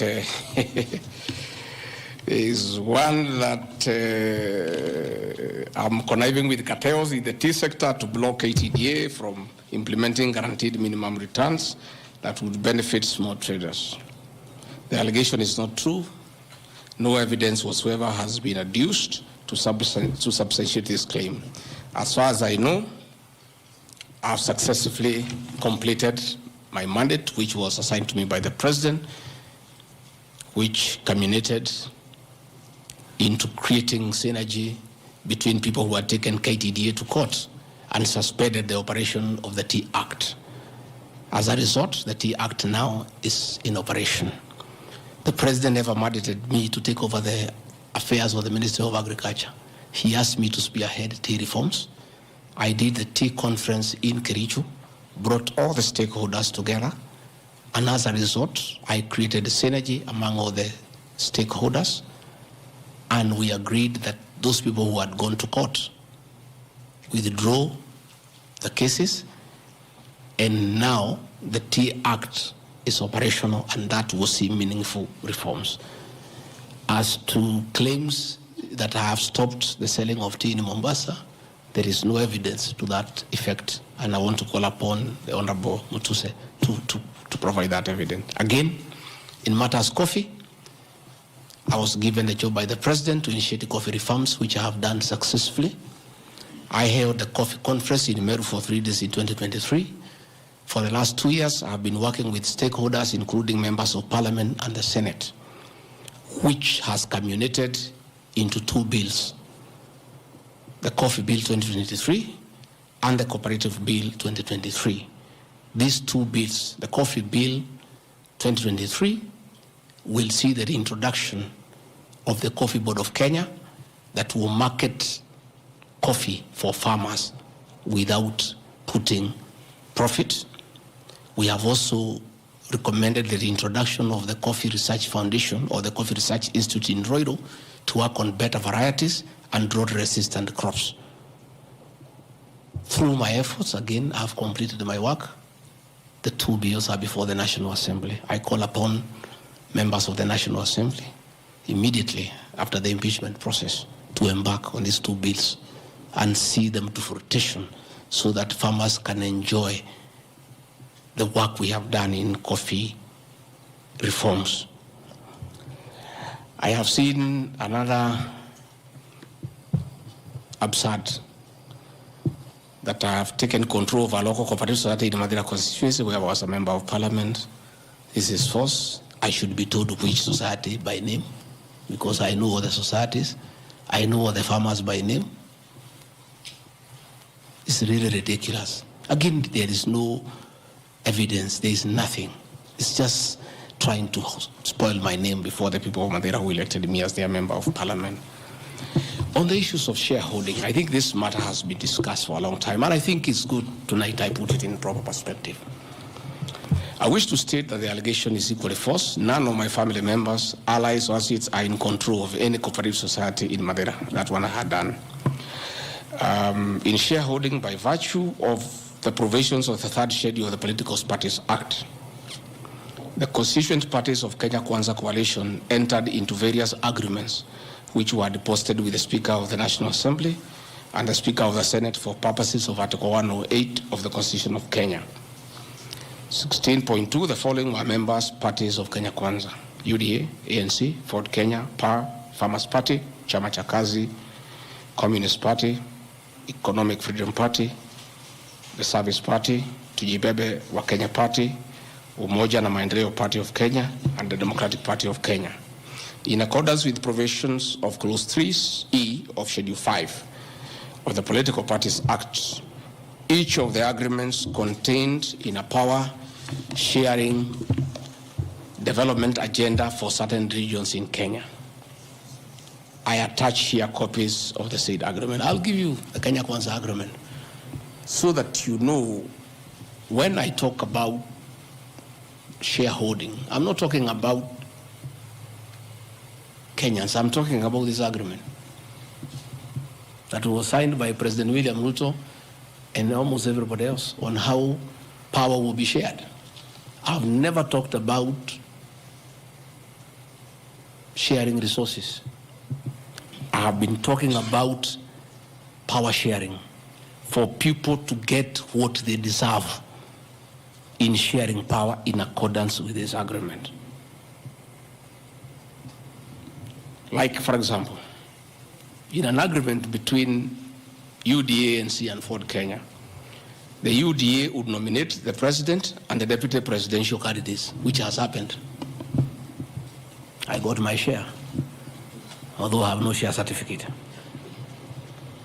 The president would guarantee the stature, dignity, financial and operational autonomy of those of the deputy president. It's in the agreement. The office of the deputy president will be allowed specific duties identified at Article 21 of the agreement. ANC will be allocated a position of prime cabinet secretary to be established within 14 days. It was given to Musalia. The office of the deputy president, Ford Kenya will be allocated the position of the Speaker of the National Assembly, which was given to Moses Wetangula. In accord with Article 2.1 of the Power Sharing Agreement, ANC and Ford Kenya would have a 30% share of national government positions. So, the Honorable Musalia Mudavadi, the Honorable Wetangula, and the people of Western, please don't condemn Rigathi Gachagua. The agreement is here, defining your share in the government. It is not me. I did not sign this document. It was signed by Musalia, Wetangula, and President William Ruto. So when I say about this share thing in terms of positions, I've never talked about resources, about development, although it is also here, is that regions bargained with the president for shares.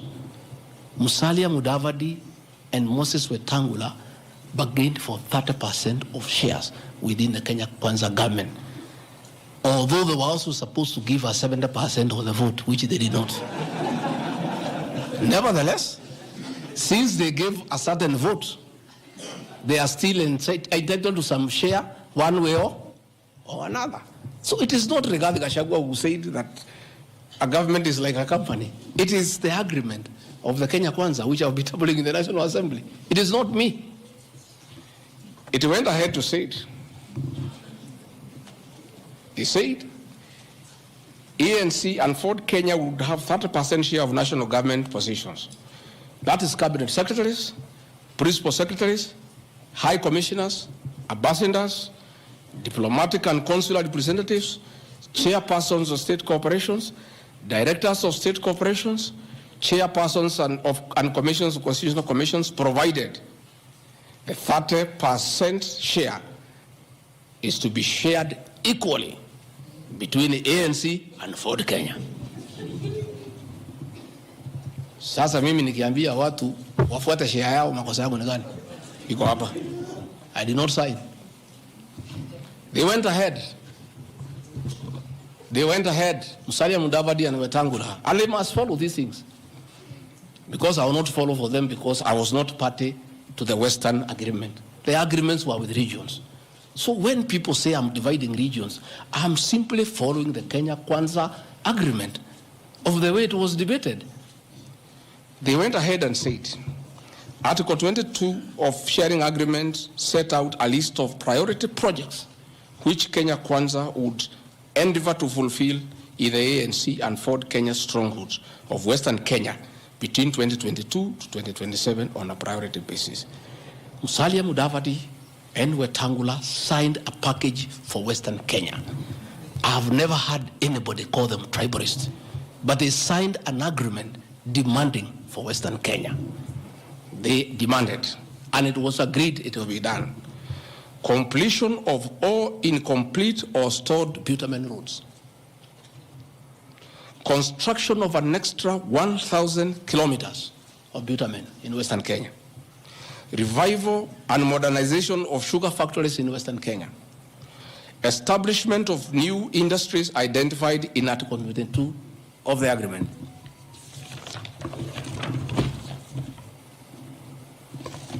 Ladies and gentlemen, this is the Kenya Kwanza agreement on shareholding. What crime has Rigathi Gachagua committed to be impeached by saying what President William Ruto appended his signature to, with Musalia Mudavadi and Wetangula who will preside over my impeachment? What crime has this man committed? The crime of this man is just being truthful, because people do not want these things to be known. That is a problem. People have a problem that I'm a truthful man. The people of Western Kenya has now known today what their leaders signed with President William Ruto. It is upon them to demand their share as per this agreement. I did not sign this agreement. I will read the people who signed. But because I was present and I'm a truthful man, I fight for the people of Western Kenya. Power sharing agreement between Kenya Kwanza and PAR of Amason Kingi. I want to give 2 examples. Yeah? In accord with Article 8 of the agreement, PAR would be allocated the position of the Speaker of the Senate. He negotiated for himself. Let's be truthful. You brought this motion. We'll discuss. The people of Kenya must know the truth so that if Rigathi Gachagua is being crucified for being truthful, let the people of Kenya know why he is being crucified. How can Moses Wetangula say I should be impeached because of saying people to get their shares when he is a signatory to a share agreement with the president on what will go to Western Kenya? And then they accuse me of tribalism. They did not say anything should go to Central or Mount Kenya. They talked about Western. When I say something for Mountain, I'm a tribalist. Kingi said, position of Speaker, you are power. Article 9A of the Power Sharing Agreement, PAR would nominate the candidate for appointment of 1 principal secretary when Kenya Kwanza came to power. I'm a power. For Article 9B, the Power Sharing Agreement, Kenya Kwanza and PAR would agree on what share of national government positions, cabinet secretaries, principal secretaries, high commissioners, ambassadors, diplomatic and consular representatives, chairpersons, state corporations, etc., etc. Power sharing agreement, that is a word, so that nobody should ever again in this country ever accuse me of talking of shares. It is not me. It is my boss, President William Ruto, who appended his signature with other leaders that Kenya is like a company of shares. It is not me. And he signed the agreements. Sharing Kenya is here, it's being shared. True of us? True of us. They have shared the Speaker, they have shared the Senate, they have shared Deputy President, they have shared the President. That's what I've been saying. And then I'm being told that I'm dividing the country along ethnic lines. I did not append this signature. I'm just being truthful. That is my crime. People want these things to be hidden so that they pretend to be nationalistic and say Rigathi Gachagua is tribal. But the people who append these signatures are the ones who should explain why they were signing things for their regions only. Yet they say they are national leaders. Power sharing agreement between the Kenya Kwanza coalition on one part and the Communist Party, nini. So, Service Party, at least I saw Chama cha Kazi. They say the party leader should get something. Moses Kuria was given something. The Service Party of Mwangi Kiujuri got nothing. You know? So, unajua sasa, ile shida iko Kenya hii ni ukora. And people not being truthful. The agreements are here. Like in a Communist Party, they have been making noise. They signed an agreement, they have not seen anybody. Yeah? So,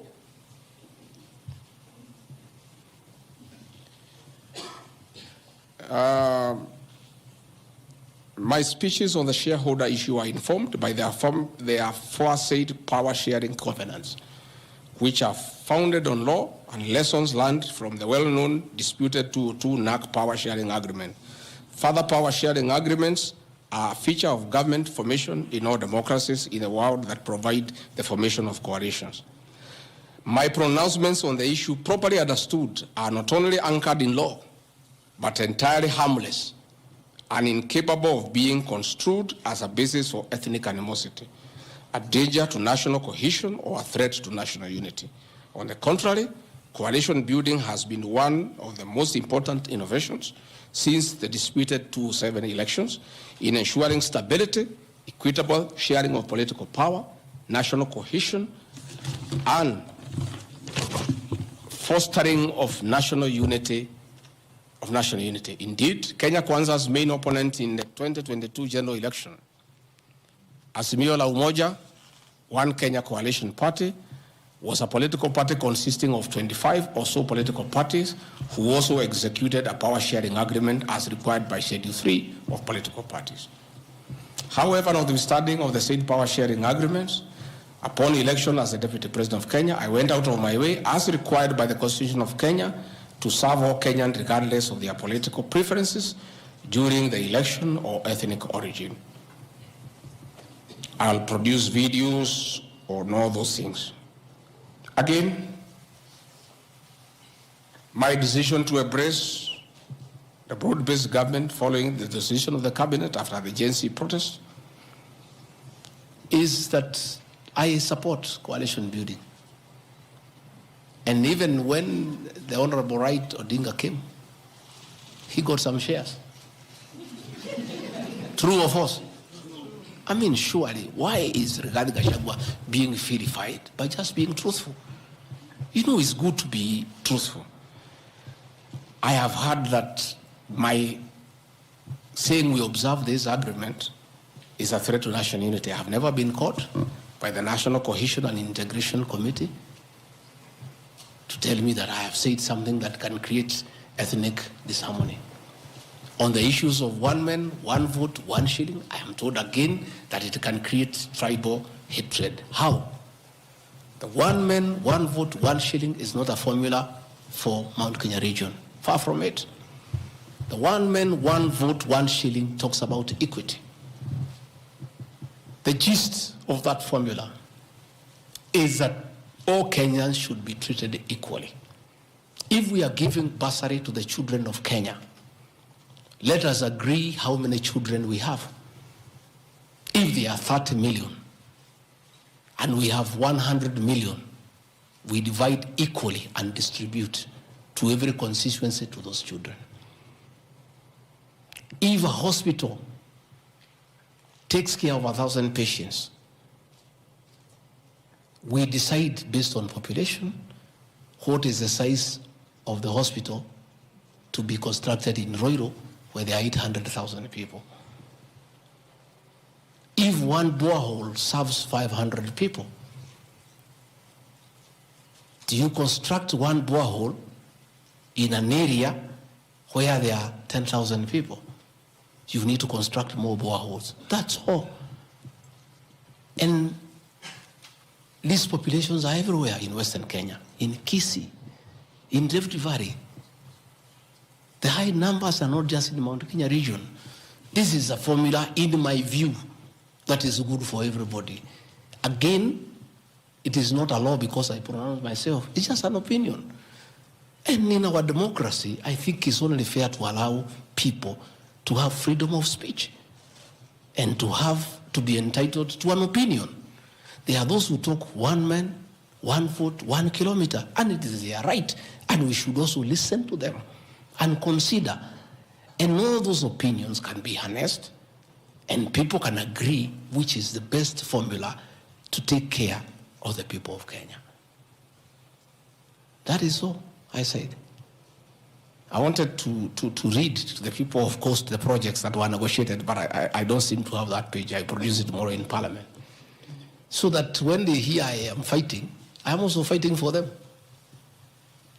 Mine, for the Mount Kenya and President William moving from, we never wrote anything, because I'm a very trusting man. So is my people, as we did word of mouth. So once in a while, we may argue kidogo because there's nothing written. So sometimes it's when people say I'm blackmailing the president, but I'm simply asking, my boss, we agreed the following, can we please do it? We agreed this on that, can we do it? We agreed that the people of Mount Kenya who had been given jobs by Uhuru will not be removed without being replaced. We don't seem to be honoring that. Can we honor it? We agreed where we needed to replace somebody who has not performed, we exchange 1 for 1. Can we do it? We agreed that we need to give Mau Mau roads priority. Can we please do it? Because that is what we agreed. It's simply people being honest with each other. and living true to a gentleman's agreement. That is what it is about. So I wanted to explain to the people of Kenya, I am not against any region of Kenya. I am just a crusader for honesty and for fulfilling written and unwritten agreements. That is all I am. I say if we agree on something, please let's do it.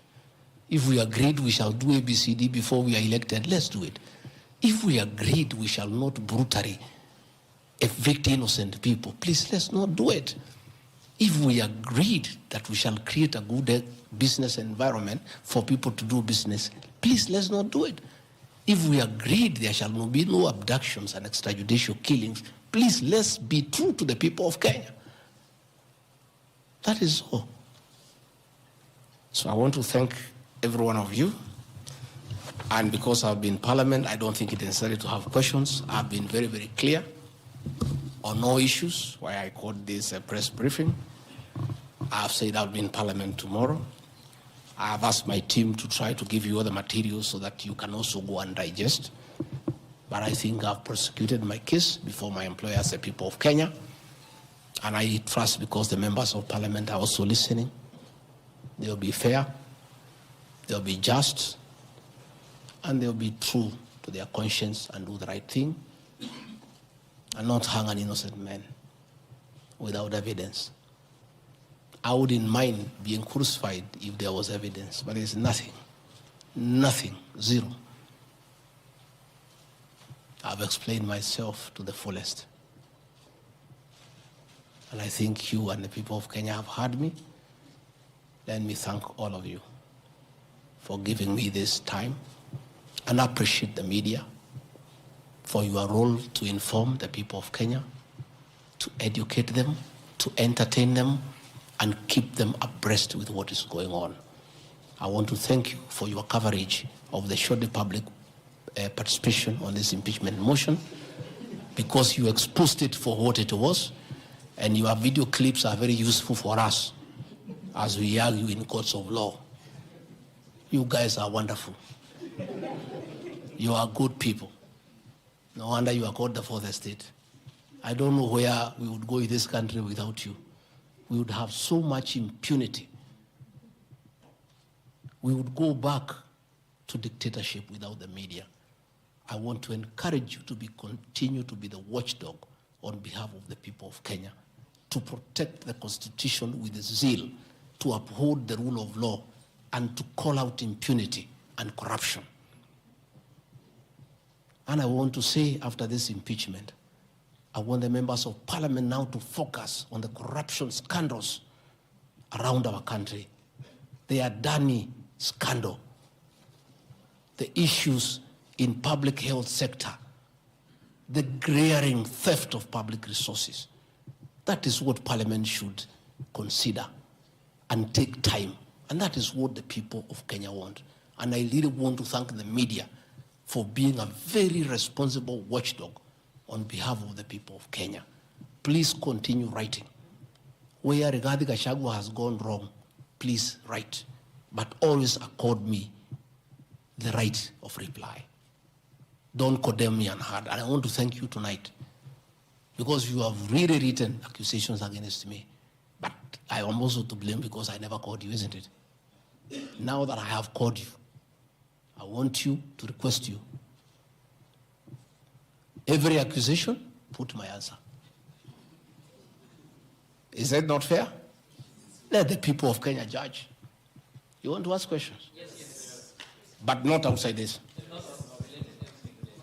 Okay. Your Excellency, thank you. We appreciate you hosting us here. You have said a lot in the last more than nearly 2 hours, so I'll be very brief in relation to what you said. My colleague Sam Gituk hosted you here on the 20th of September, and you said a motion of such magnitude cannot head to Parliament without the sanctioning of the party at the parliamentary group level and without the go-ahead or the green lighting by the President. Has President William Ruto in effect sanctioned that motion now that it's in Parliament? Second, This is in relation to your statement on the 4th of January this year regarding High Court Judge Honorable Esther Maina you have mentioned. You said you accused her of corruption, and you said you'll file a petition, but we never saw you there. You nonetheless said that you have filed a petition. Can you tell the Kenyan people when you have filed that petition? Maybe you can note. This one the same because, Your Excellency, you and President William Ruto hold the ultimate office that must provide answers for the Kenyan people. You therefore are open to accountability, scrutiny, and questions. When you took your oath of office, you told the Kenyan people that the country has empty coffers, that you inherited empty coffers. However, your statement is contrary to what the Kenya National Bureau of Statistics says, that at the time when you assumed office, the country had at its disposal 3.02 trillion Kenya shillings, includes revenue plus appropriations in aid. Why, Mr. Deputy President, did you make such a misleading statement in front of the Kenyan people and the world? Regarding your shareholding question, I'm sorry to hold you to account, Mr. Deputy President, that the context in which you have provided the agreement between the parties, the Kenya Kwanza parties, and your defense is different. This is what we said in Kericho County, that this government on February 2023, this government is a company, you told the people, that has its shares. There are owners who have the majority of shares and those who just have a few, while others do not have any. You invested in this government, you told the people of Kericho County, so you must reap. You sowed, you tilted, you tilled, you put manure and irrigated. Now it's your time to reap. Some few months later, the High Court quashed the appointment of more than 1,406 KRA officials. And the judgment?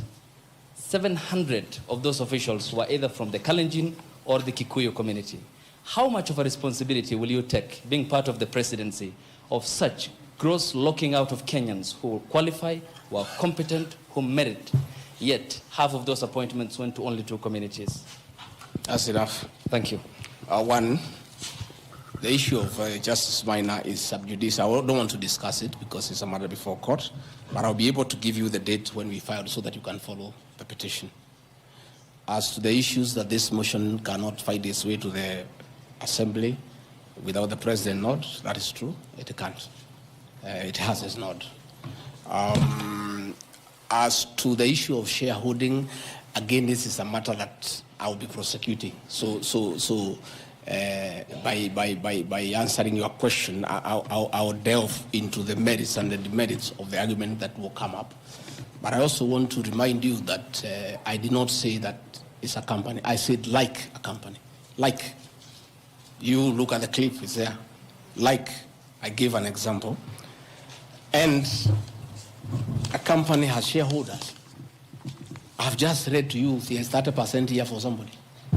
That's what I was saying. I was just being truthful without removing the agreement. Again, I am not responsible for making appointments in Kenya. I don't make any appointments. The Deputy President does not appoint anybody. You know, the appointing authority. Ladies and gentlemen, because my lawyers tell me we don't want to delve into the merits and the demerits of the presentation that I've made. Yes, Karanja.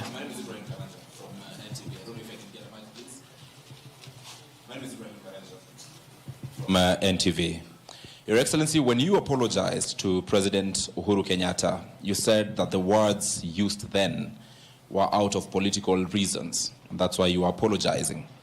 So why should Kenyans believe you today that what you're saying is not for political reasons, for your own immediate benefit?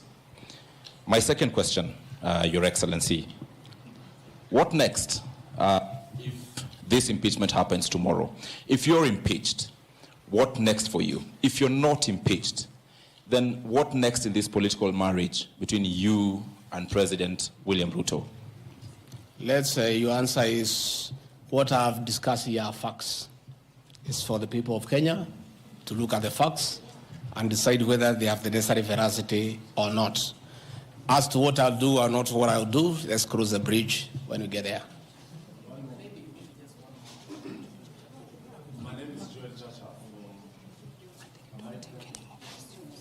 I think, good people, we have had a long night. We have had a very long night, and you need to go and file your story. I want to once more thank you very much. Good people, asanteni sana, Mungu awabariki. Tutaonana kesho. Thank you.